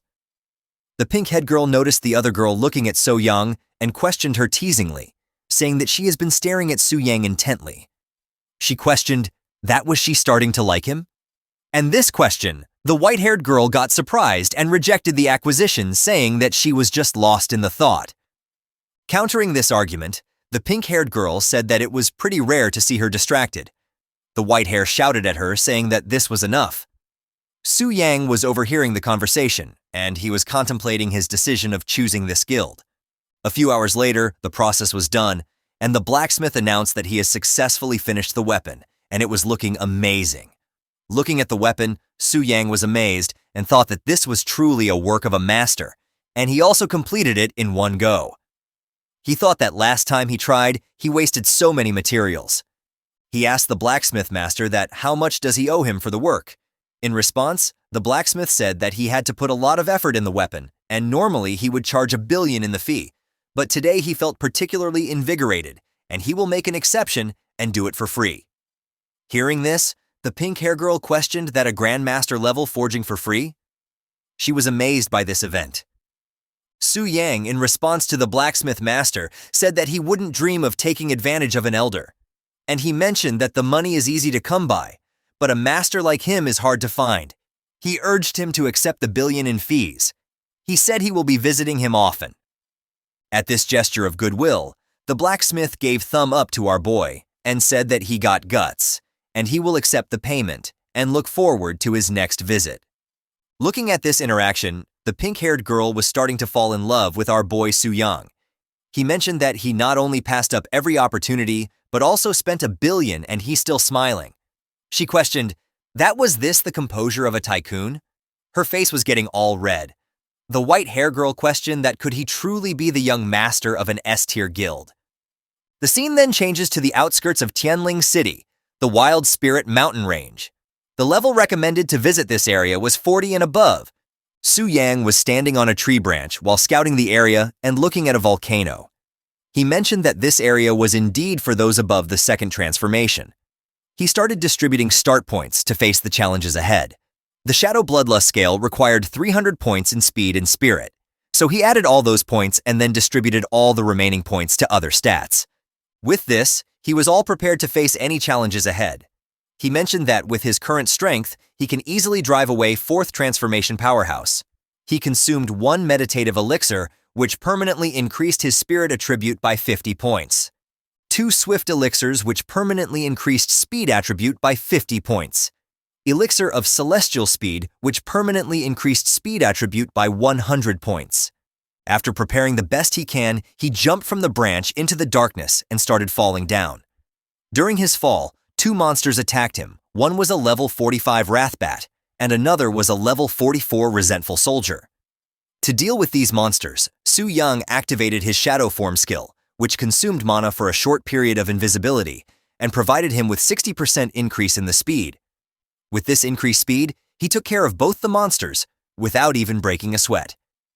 He was amazed that the most basic warrior skill Double Slash, empowered by a Starshine tier weapon, exhibits such strength to kill high-level monsters in one attack. He landed on the ground, and as he stood up, he was surrounded by a lot of beasts. Looking at the situation, he said that he's not planning to push through the map, honestly. He was going to use the old method and blast through it in one go. After saying this, he simultaneously used a lot of scrolls, which caused a major blast in the area. The blast was visible from very far away. Su-yang then walked into the cave, saying that this was the cave of Terrifying Beast. Given the mission's design, He assumed that the monster will be level 50 or higher. He wondered how many hits the monster would be able to take from him. He went into the cave and there were no lesser monsters on the way, and finally he reached his destination. There was a lot of light coming from a section of the cave which led him to the area of the boss monster. Upon entering, Su-yang saw that the monster was sleeping in the middle of Big Cave. It was a hideous-looking beast. The system window informed that it was a mutated beast that devoured an unknown chunk of flesh. It was level 55 and belonged to the undead race. Su-yang was confused because, apart from the level and name, there was no information visible about the monster. He thought that he needed to buy a higher-tier skill book for clairvoyance. He prepared himself, saying that one must never underestimate a boss with unknown information. He prepared for a tough battle and launched an attack on the monster by using the Shadow Form skill. The attack dealt 522281 damage to the beast. Su-yang successfully used Wraithmark skill, and his dealt damage was increased by 300%.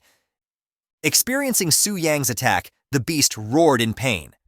Looking at the beast in pain, Su-yang muttered, "As expected, it can't be taken down in one hit." After noticing Su-yang, the beast instantly launched an attack toward him, which Su-yang dodged effortlessly by jumping into the air. He also launched a counterattack in the form of multiple slashes. He didn't want the beast to recover, so he took out his sword and launched a sword slash at the beast. To his surprise, the notification window informed that he had successfully slain the mutated beast that devoured an unknown chunk of flesh. He also gained 4,321 experience. Su-yang was dumbfounded by the sudden death of the beast. I think he was hoping for a tougher fight, but at this point, he is too OP.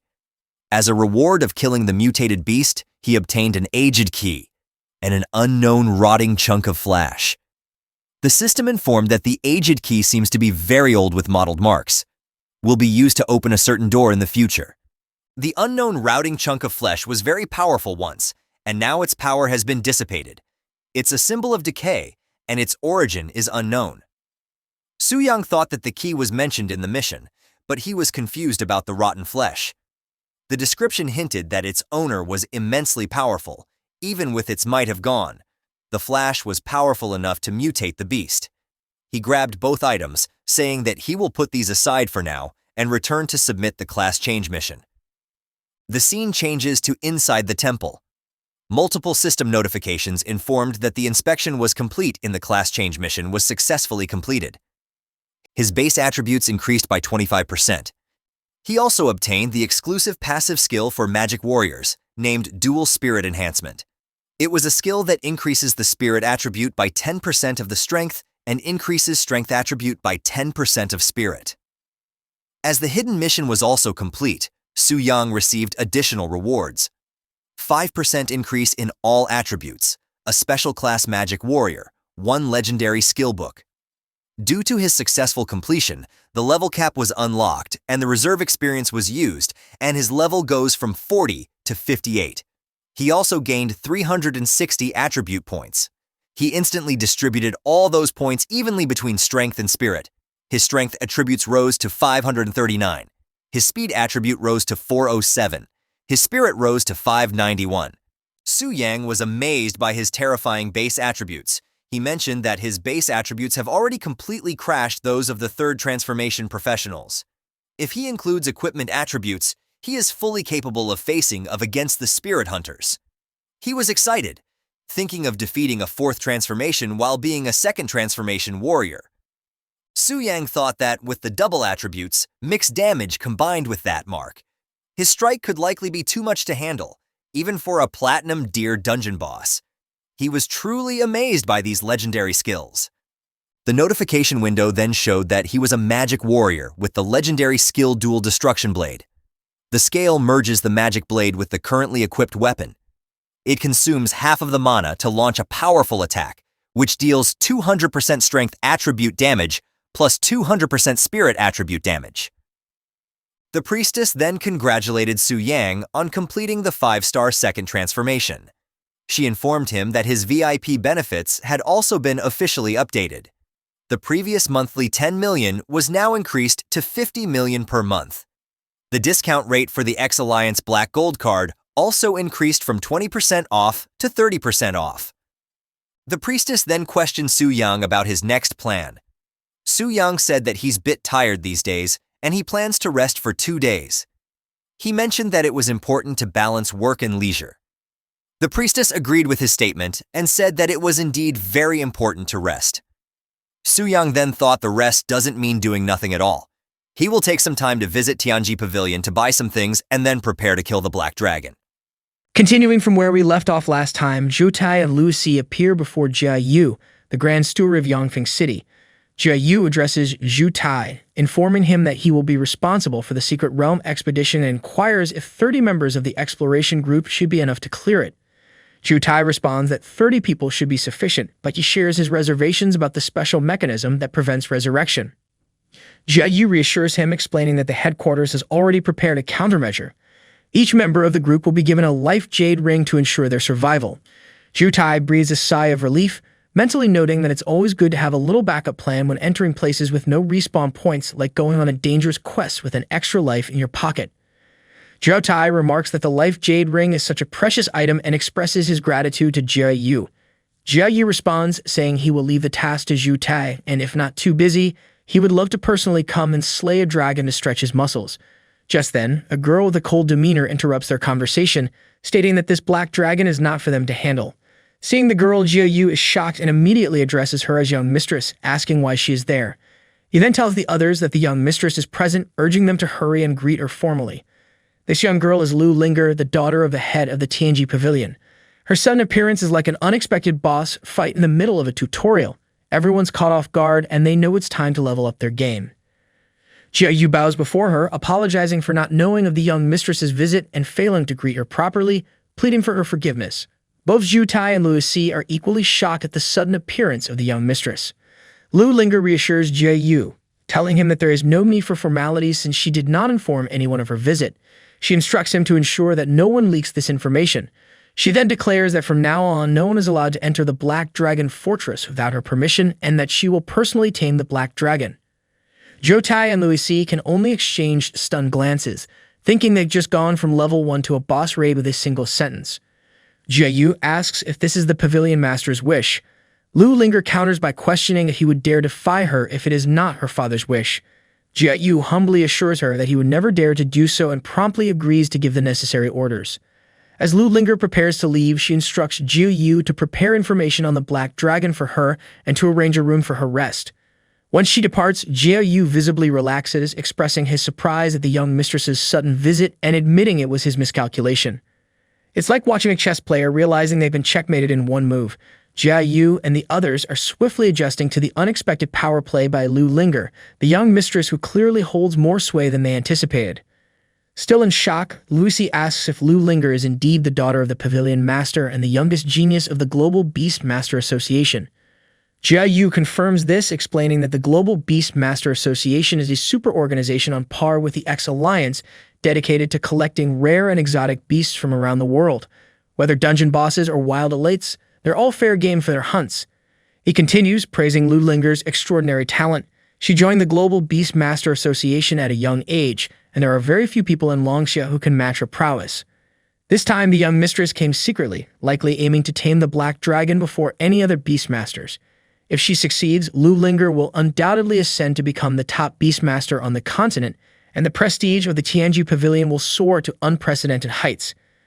Jia Yu further cautions everyone not to entertain any funny ideas. He emphasizes that when they enter the dungeon with Lu Linger, they must follow her commands without question. Specifically, when the Black Dragon is weakened, they are to let Lu Linger take the lead in taming it and not to steal the kill. Zhou Tai acknowledges the task, stating that he will retrieve the basic guide to dragons for Lu Linger immediately. Lu Si chimes in, questioning how they could ever defy the Pavilion Master's daughter. Just then, Zhou Tai checks for the guide and is shocked to discover it was sold yesterday to none other than Su Yang. Lu Si wonders aloud why Su Yang keeps popping up on the radar. Is he intentionally stirring up trouble?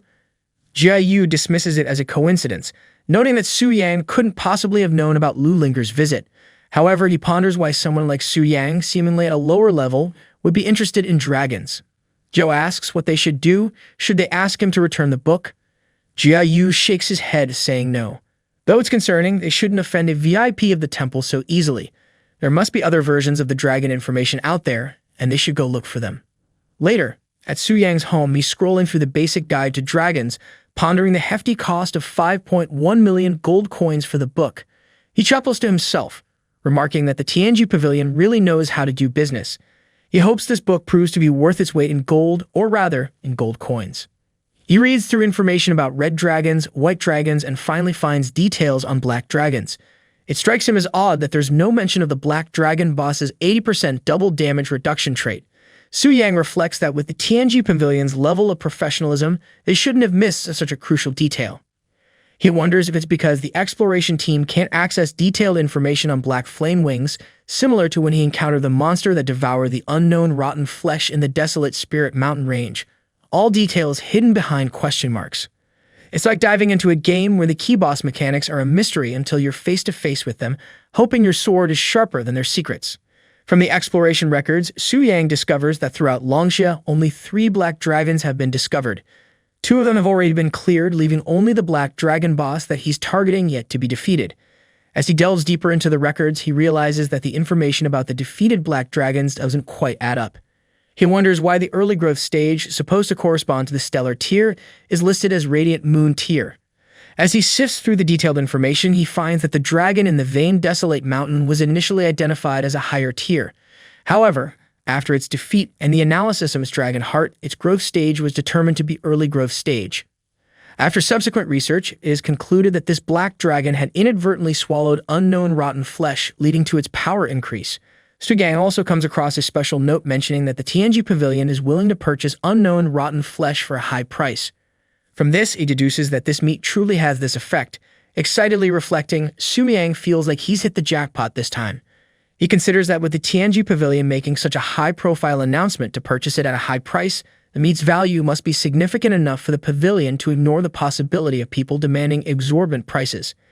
He ponders the game-changing potential of letting the Black Dragon absorb this thing. With its power, he could skyrocket to Radiant Moon tier strength in an instant.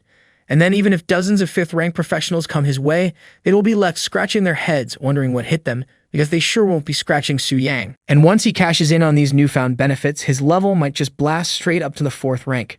It's like finding a cheat code in real life, but instead of invincibility, it's a dragon-sized power boost.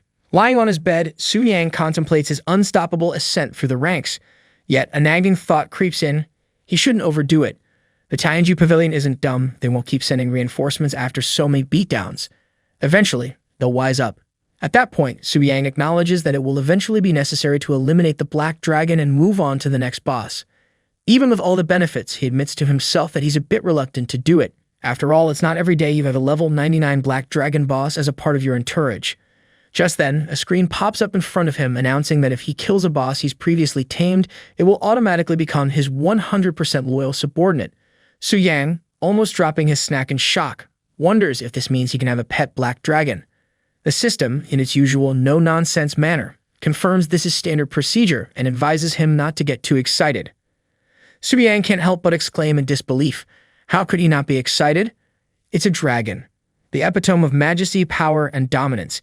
Even the SSS tier Super Guild, the Global Beastmaster Association, doesn't have many members who can claim a dragon as a pet.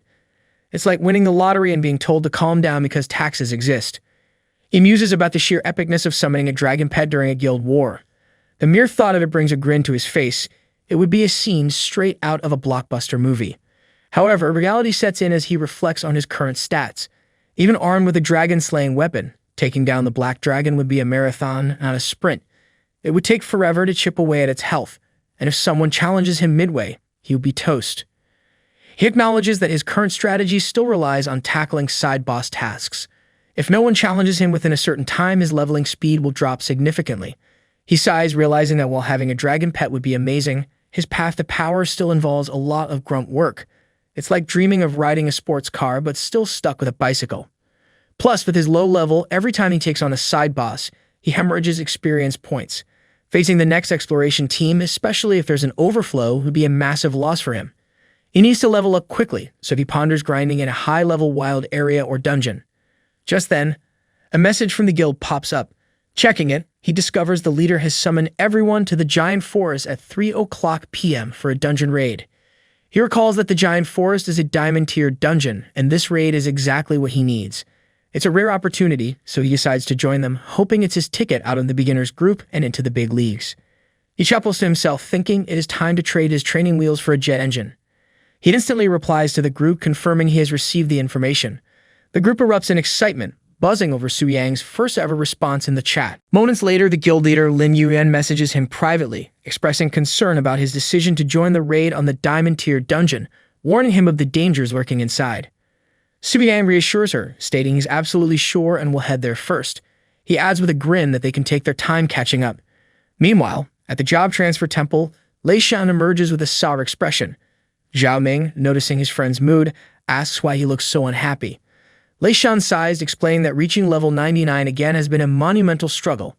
He just received the level 5 job change quest, and unfortunately, the required materials are located in the giant forest. He adds that the difficulty of the giant forest is on par with the Black Dragon Fortress, and at their current levels, it's a no-go.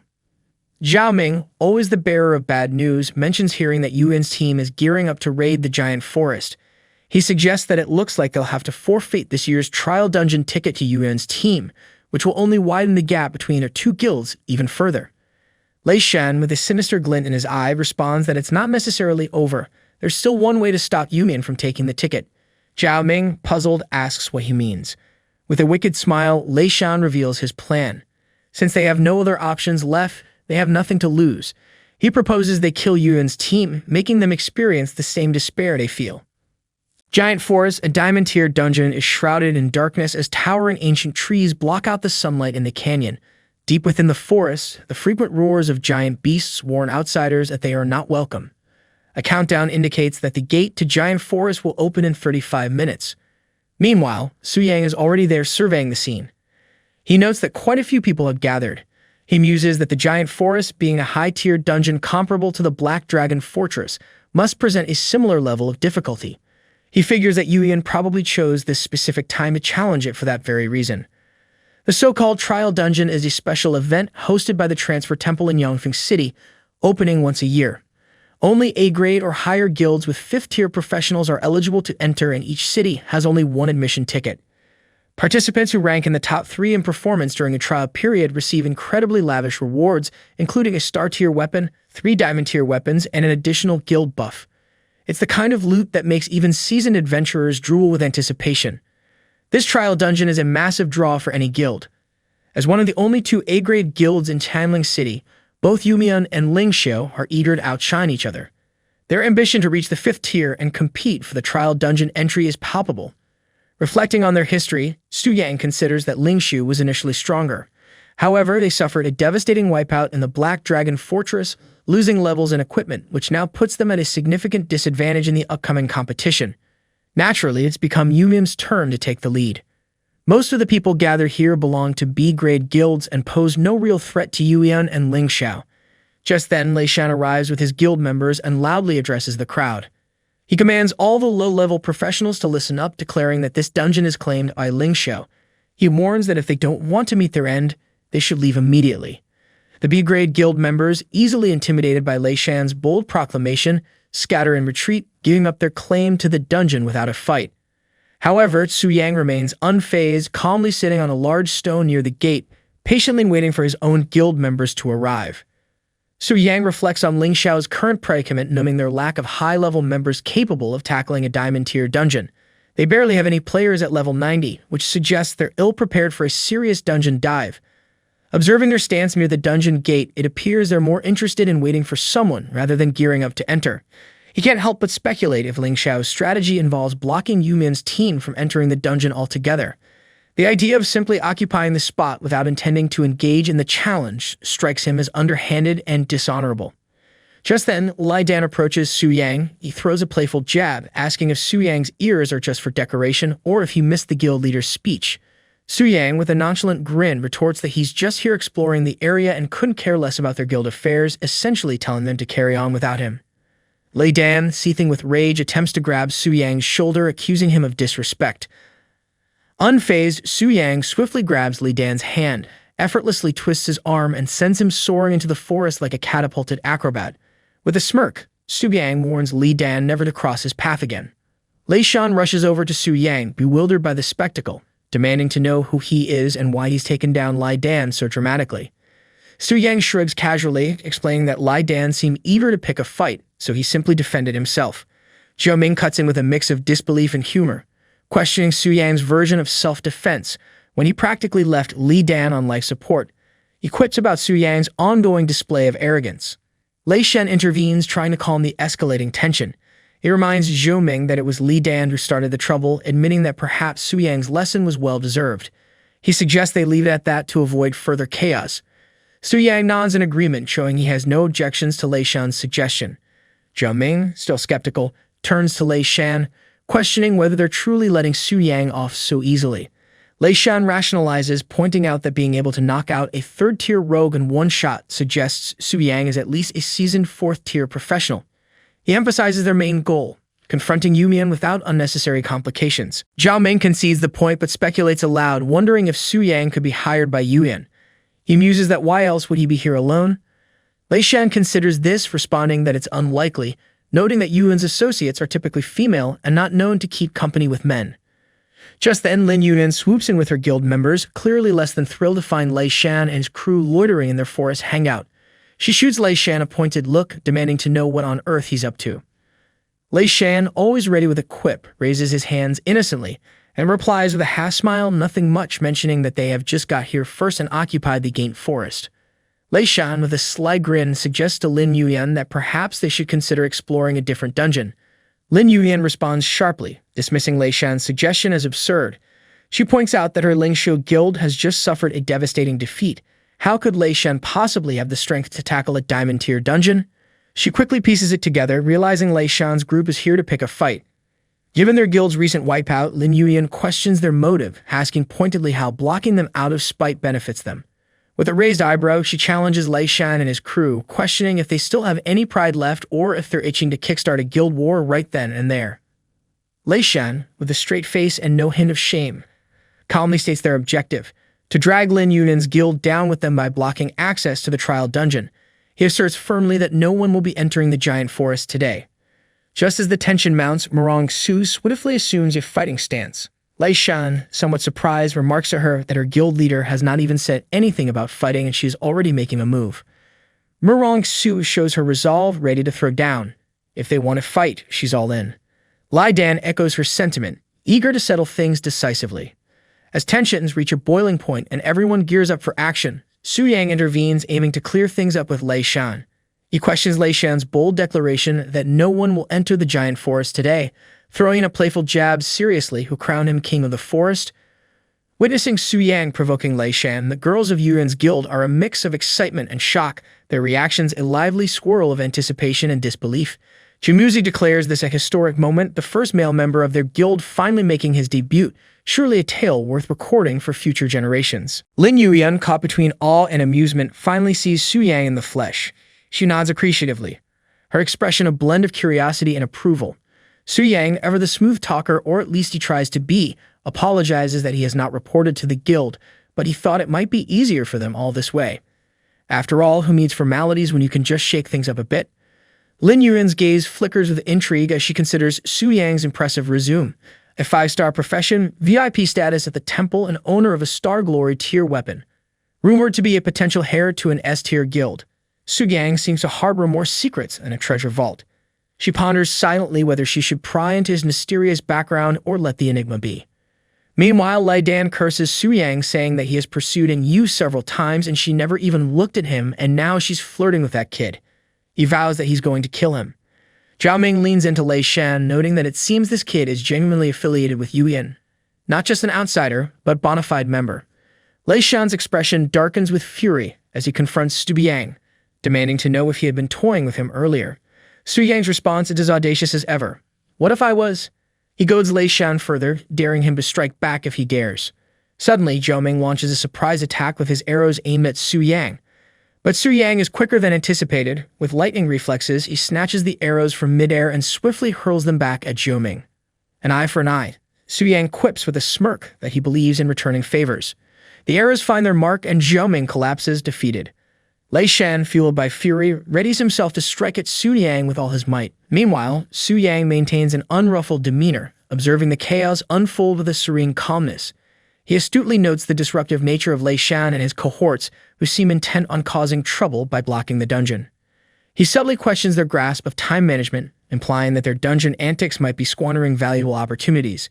Su Yang playfully suggests that if he misses out on slaying some fat sheep, they should be prepared to shoulder the responsibility. Enraged, Lei Shan demands an explanation from Su Yang, questioning his reference to fat sheep and dismissing his talk as nonsense, especially considering their dire situation. Su Yang, undeterred by Lei Shan's threat, resolves to take action. He announces his intention to teach him a lesson, swiftly activating his skill scroll.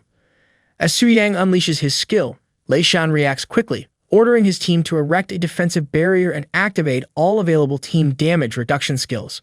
Lei Shan challenges Su Yang, mocking his audacity and facing them alone and boasting about their impenetrable defense barrier. Su Yang, unfazed by Lei Shan's bravado, simply retorts with a confident "really?" Then take this, and launches his skill scroll towards them without hesitation.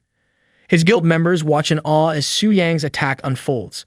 The sheer power and intensity of the elemental wave leave them stunned.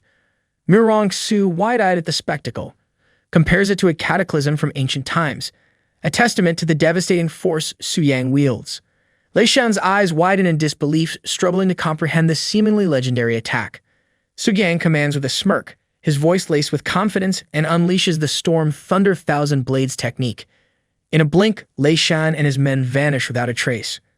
Then, turning to Lin Yuyan with a raised eyebrow, Su Yang casually suggests that with the obstacles cleared, they might as well kick off a dungeon raid. Meanwhile, his guild members, jaws practically scraping the floor, are frozen in shock at the spectacle. Lin Yuyan's eyes widen in disbelief, her mind racing with questions about how it's even possible for the spirit hunters to be obliterated in an instant. Murong Su chimes in, her voice tinged with skepticism, noting that even a legendary skill scroll shouldn't have the power to wipe out an A-rank guild so effortlessly. Jumuzi interrupts with a hint of excitement, revealing her drawing of the scene. She urges everyone to examine it closely. As they peer at the intricate lines of her illustration, a realization dawns. There, unmistakably depicted, is Su Yang wielding a blade crafted from condensed magic. Lin Yuyan nods thoughtfully, piecing together Su Yang's strategy.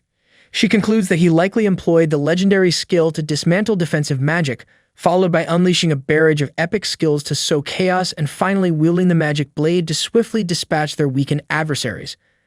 Quite the strategic masterpiece, she remarks, impressed by the sequence of events. Murong Su adds her perspective, noting how at level 58 skills shouldn't pose a threat to Lei Shan, yet Su Yang's prowess, coupled with his opulent gear, marks him unmistakably as the scion of a top-tier guild. Just as the discussion settles, Su Yang interrupts with a casual inquiry about proceeding into the dungeon. Lin Yuyan responds promptly with an affirmative yes, ready to embark on their next adventure.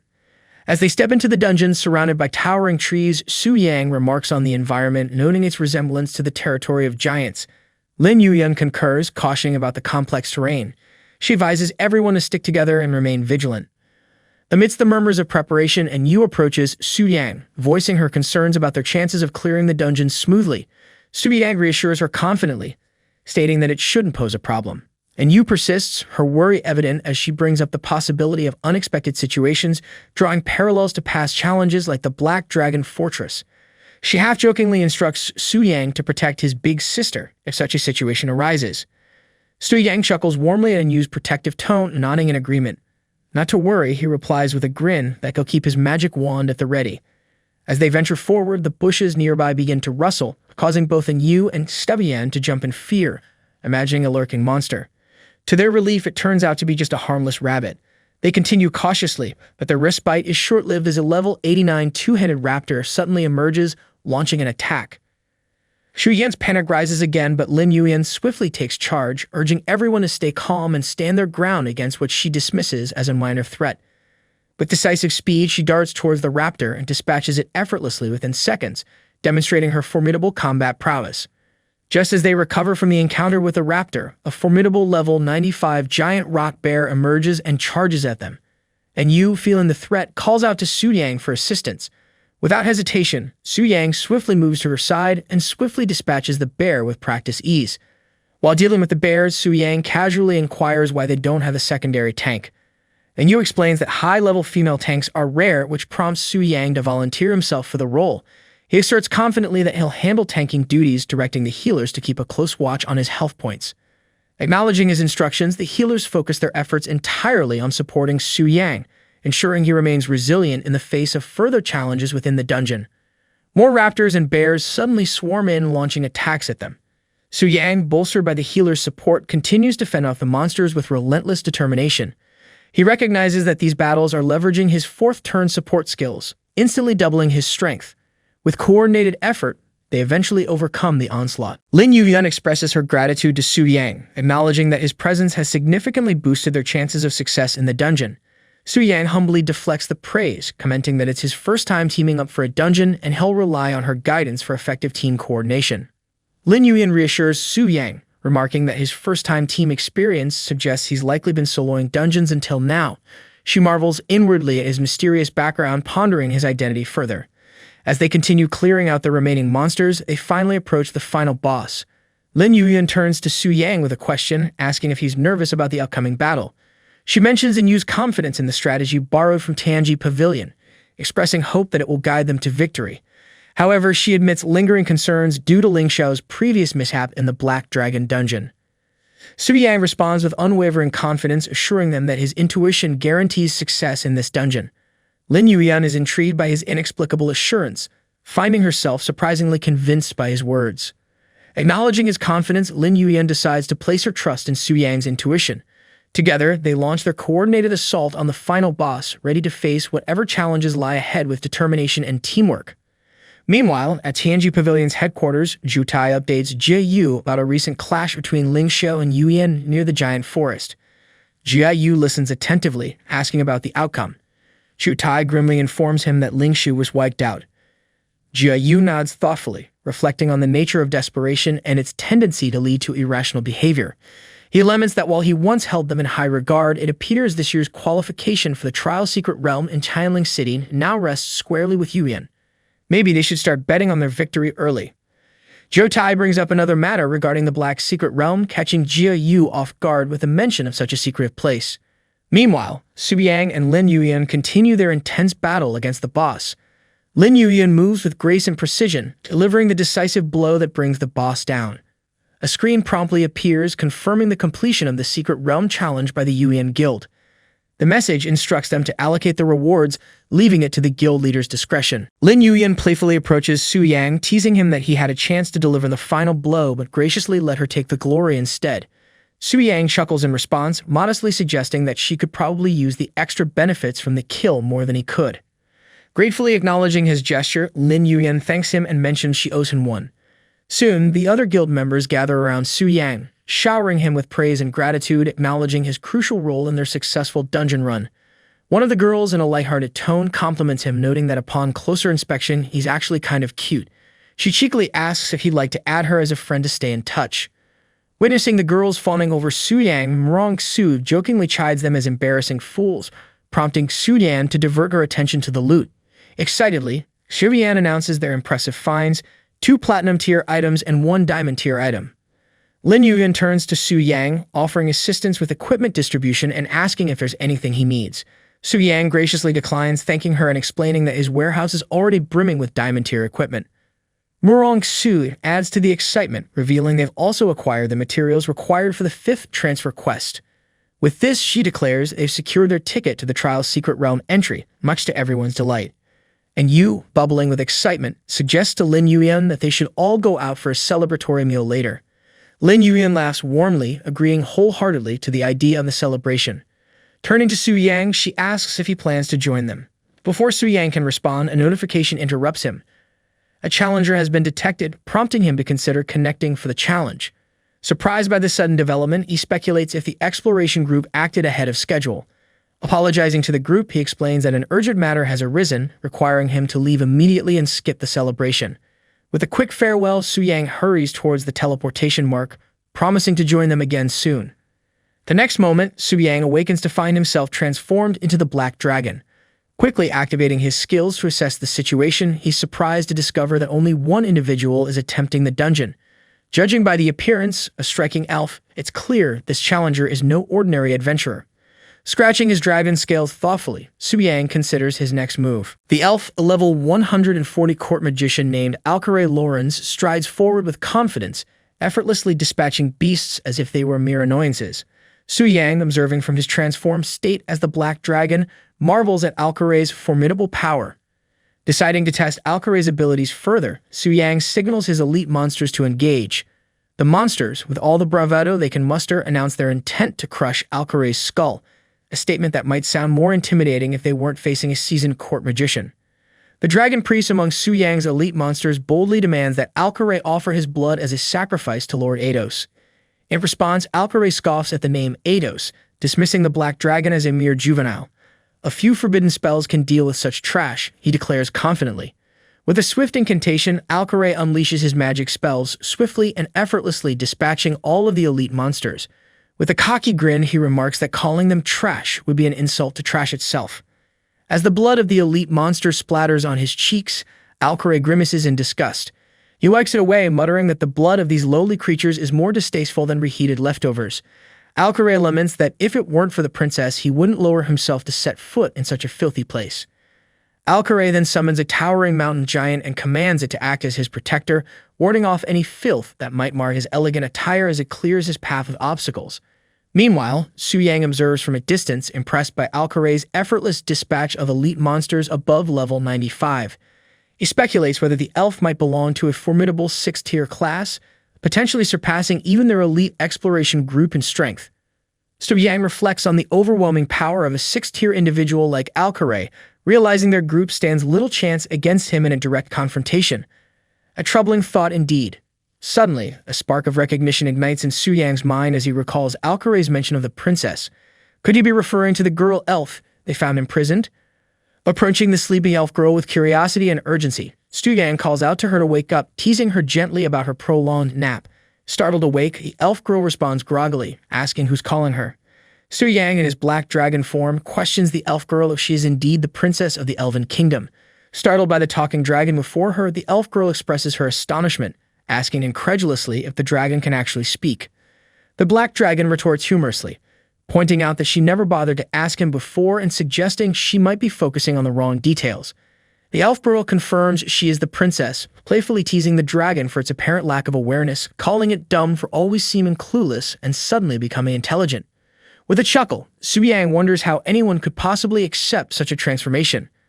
The elf princess, reflecting on her situation, realizes that the black dragon may have seen her body while she was asleep all this time.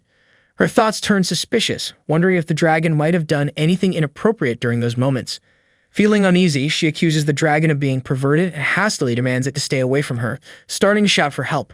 The black dragon, perplexed by the sudden turn of the conversation, seizes the elf girl's cage in its massive claws.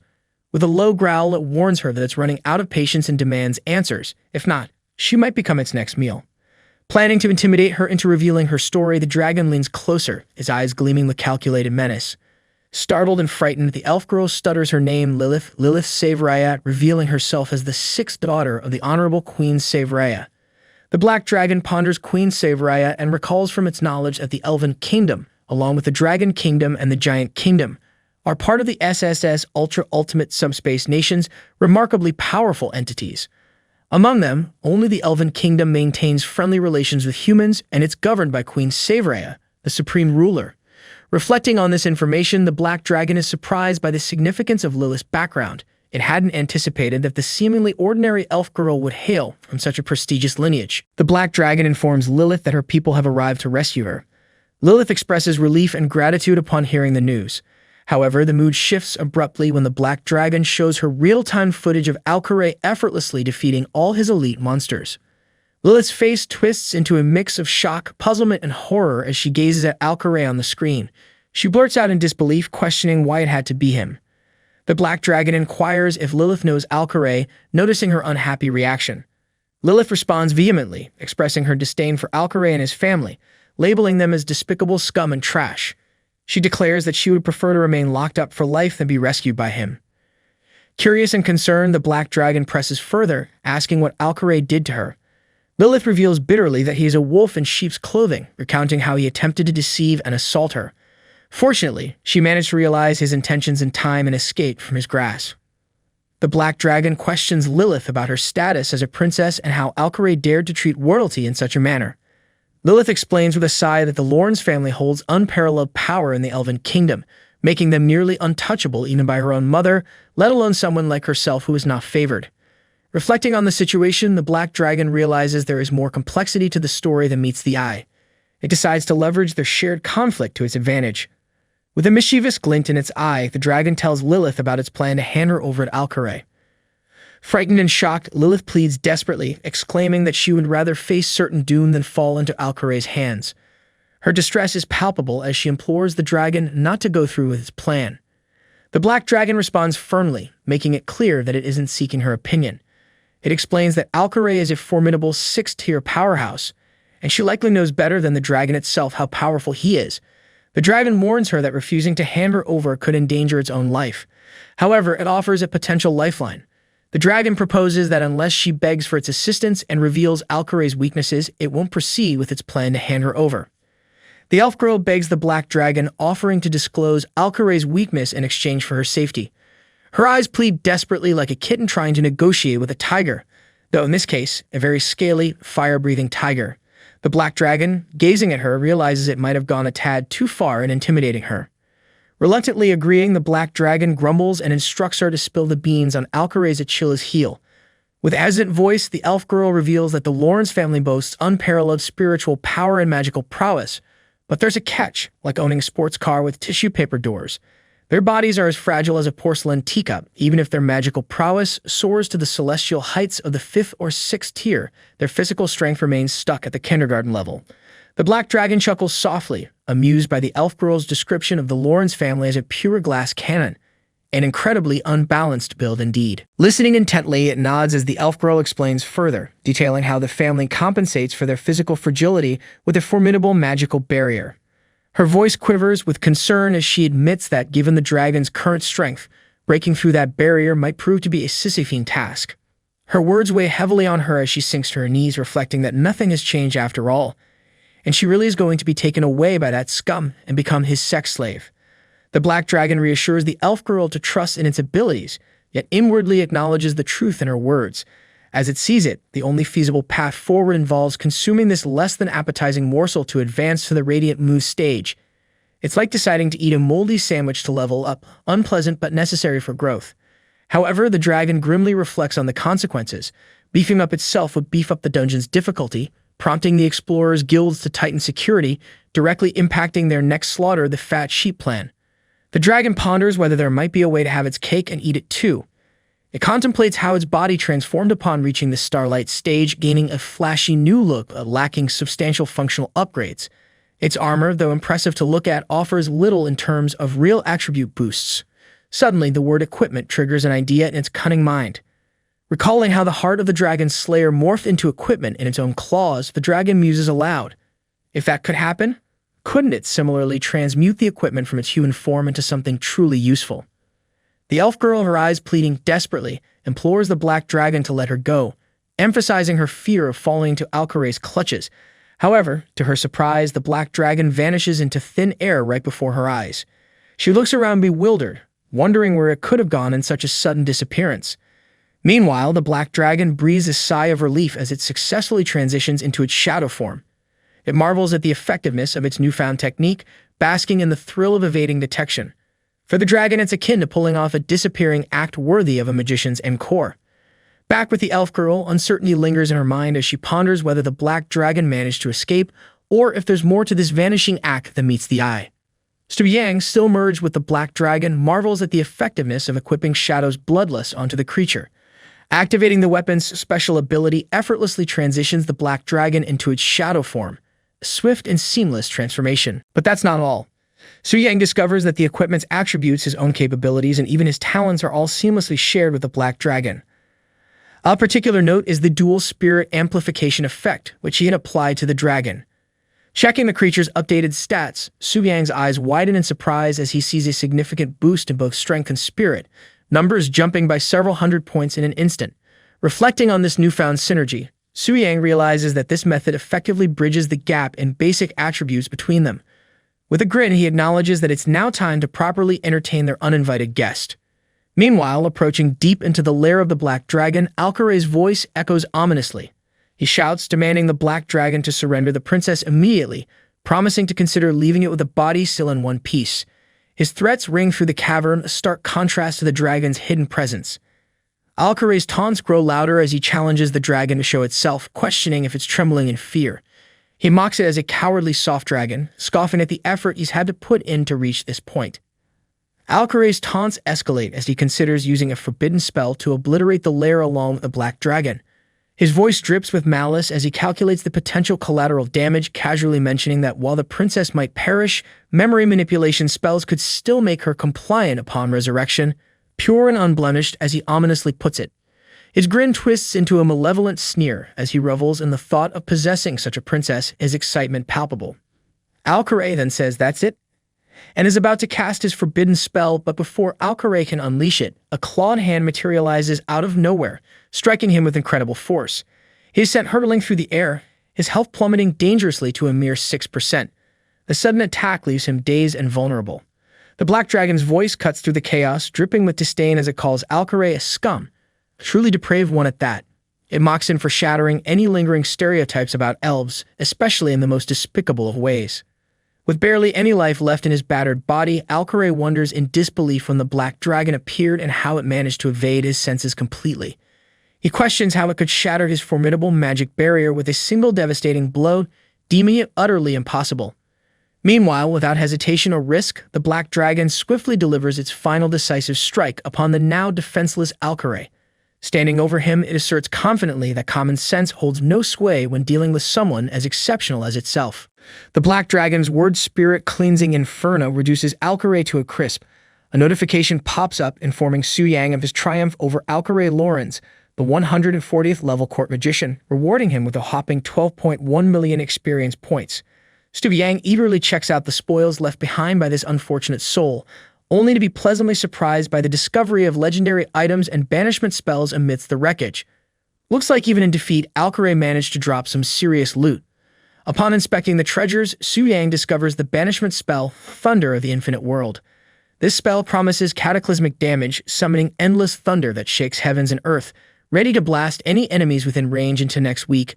Talk about shocking surprises. Next up, he uncovers the first legendary item, the soul-summoning stone lunar wolf spirit. Activating this stone summons 2 ethereal 6th-tier lunar wolf spirits to the fray.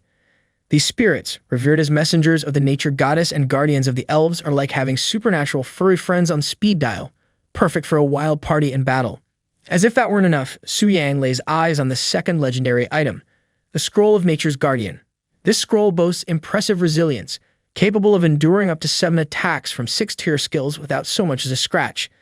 It's like the indestructible shield of plot armor, ensuring Su Yang can take on even the fiercest foes with a grin and a shrug. Reflecting on the banishment spell's potency, Su Yang realizes these punishment spells are the pinnacle of magic, rumored to level cities with their sheer power. However, most mages lack the mana to cast such spells regularly, relegating them to scroll form for safekeeping, a bit like storing dynamite in a piggy bank. Despite Alcaray's departure from the mortal coil, he did leave behind quite the parting gift. Yet, upon further pondering, Su Yang can't help but feel a tad miffed. Alcaray's staff, robe, and accessories were all top-tier Starlight quality or better, yet not a single one dropped for him.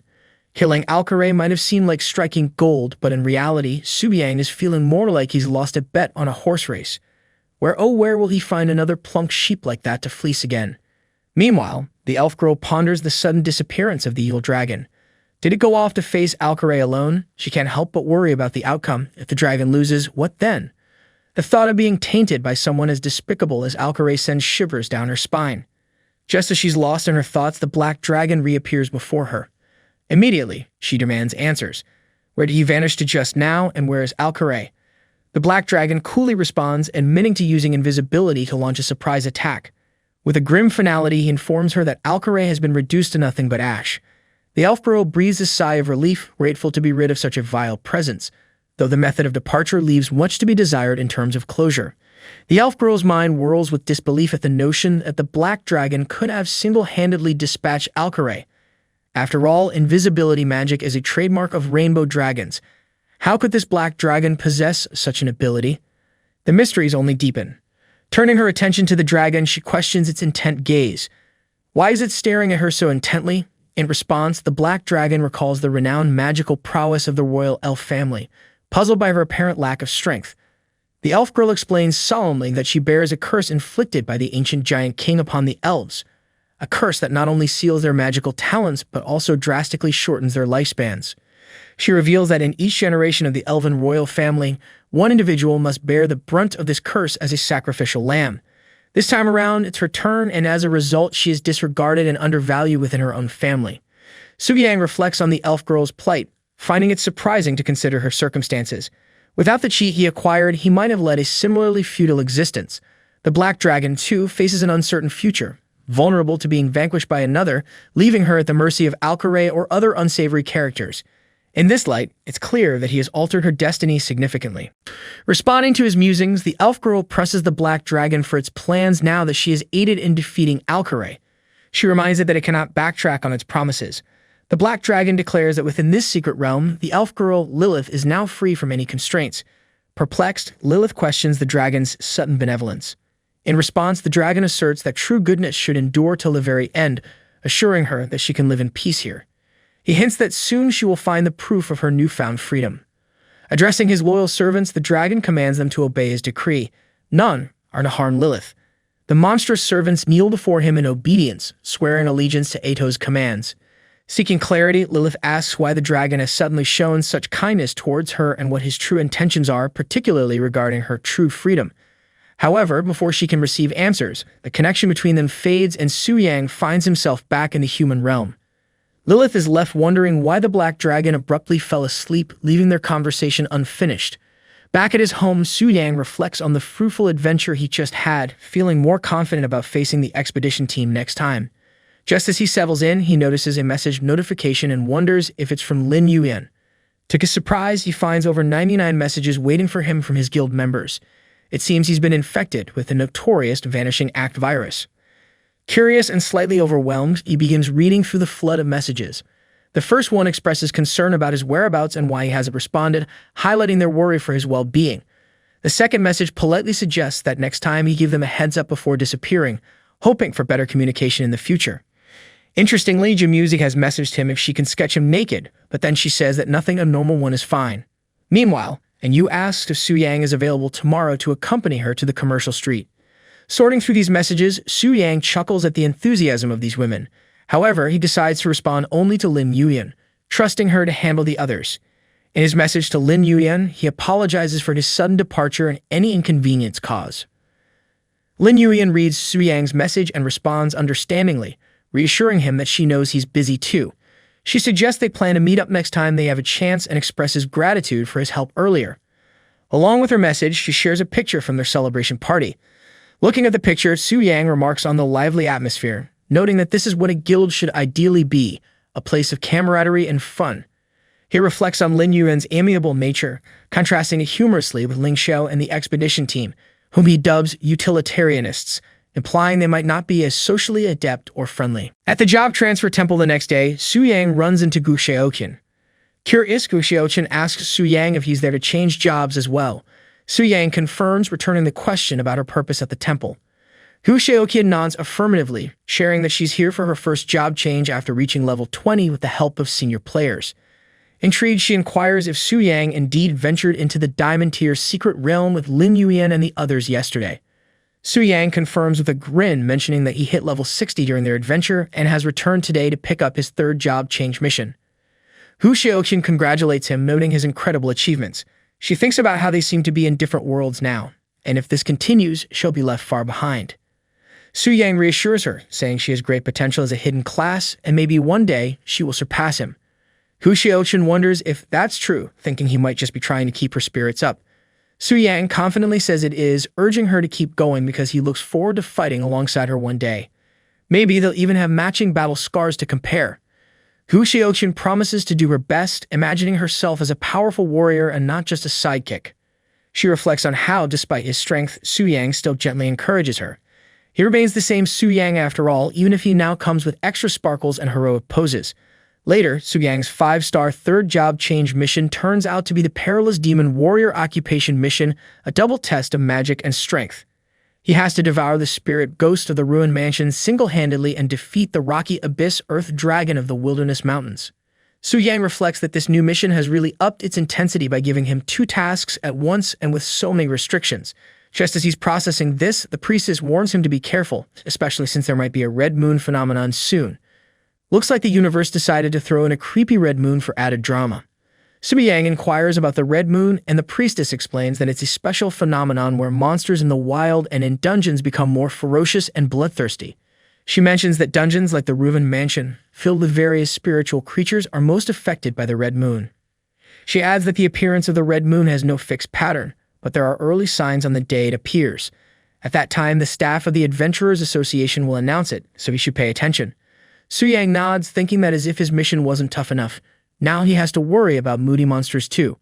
Su Yang tells her that he understands. However, he reflects that no matter how dangerous it is, with his actual 4th-level strength, it should be a walk in the park. Unfortunately, he can't tell her this, so he can only let her worry in vain. The Ruined Mansion is a Platinum-tier secret realm, and the recommended level to clear it is 60 or above. This place used to be the mansion of a high-ranking official. Legend has it that the nobleman was cursed and went mad, killing everyone in the mansion overnight. He then turned into a terrifying, devouring ghost, haunting the deepest part of the mansion. Any creature that attempts to enter will become his next prey. So basically, it's a haunted house, but on nightmare mode. Meanwhile, the guard of the mansion, who had dozed off, wakes up to see the red moon in the sky. Realizing this is ominous, he wonders why the red moon couldn't have chosen another day to appear. Of all days, it had to be the one when he got drunk. However, he thinks logically that since no one usually comes to the ruined mansion, there shouldn't be a big problem. He decides to set up a warning and then go back for another drink, figuring that a little more alcohol might make the red moon look less scary. However, just as he's about to do it, the guard is shocked to see someone already in the mansion. He wonders who could be so reckless as to enter the dungeon during the red moon. A little while earlier, Su Yang enters the mansion and swiftly dispatches level 56 ghost child monsters, moving forward confidently.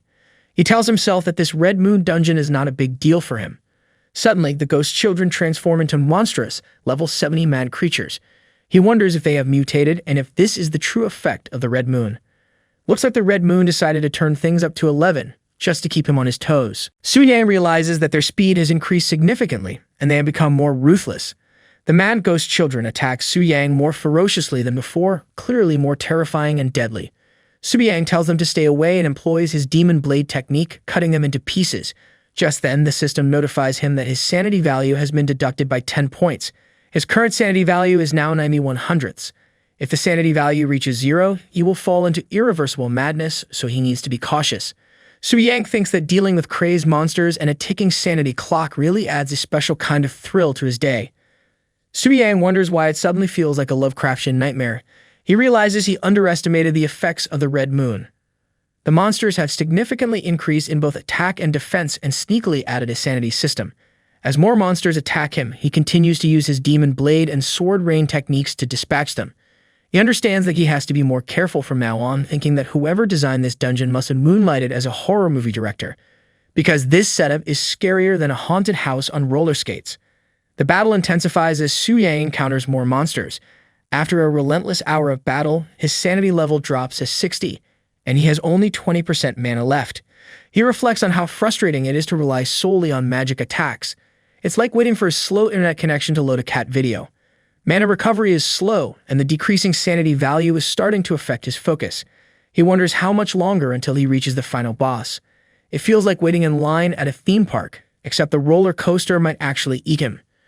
Just then, a level 82 zombie giant appears out of nowhere. Seeing the zombie giant, Su Yang mutters that he wanted to clear the dungeon on his own strength, but it seems they're forcing his hand.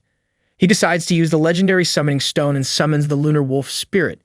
2 enormous lunar wolf spirits, each level 125, appear before him and swiftly dispatch the zombie giant. Su Yang grins, thinking that sometimes even heroes need a supernatural backup, like calling an Uber when the bus breaks down. Su Yang reflects on the instant kill, acknowledging the expected power gap of a legendary summon in a platinum-tier dungeon. He rubs the chin of the lunar wolf spirit, grateful that summoned beasts don't have loyalty issues. With these 2 high-level fighters by his side, he feels confident that he wouldn't be afraid to go head-to-head with an expedition group in real life. He chuckles, admitting that while it might disrupt the game's balance a bit, he's ready to streamroll everything now. Sometimes you just gotta enjoy being the overpowered hero, right? Staying so, Su Yang instructs his lunar wolf spirits to handle the remaining beasts, and in a matter of seconds, they swiftly dispatch them. Soon after, Su Yang reaches the room of the final boss, although it took him a while to locate it. He kicks the door open, ready to face whatever challenges await him inside. Inside the room, an undead kneels, praying to his ancestors for forgiveness, confessing to numerous murders and promising more today. He laughs madly. He reveals himself as a level 90 undead. However, before the undead can reach Su Yang, his lunar wolf spirits squash the undead as swiftly as slicing a cake.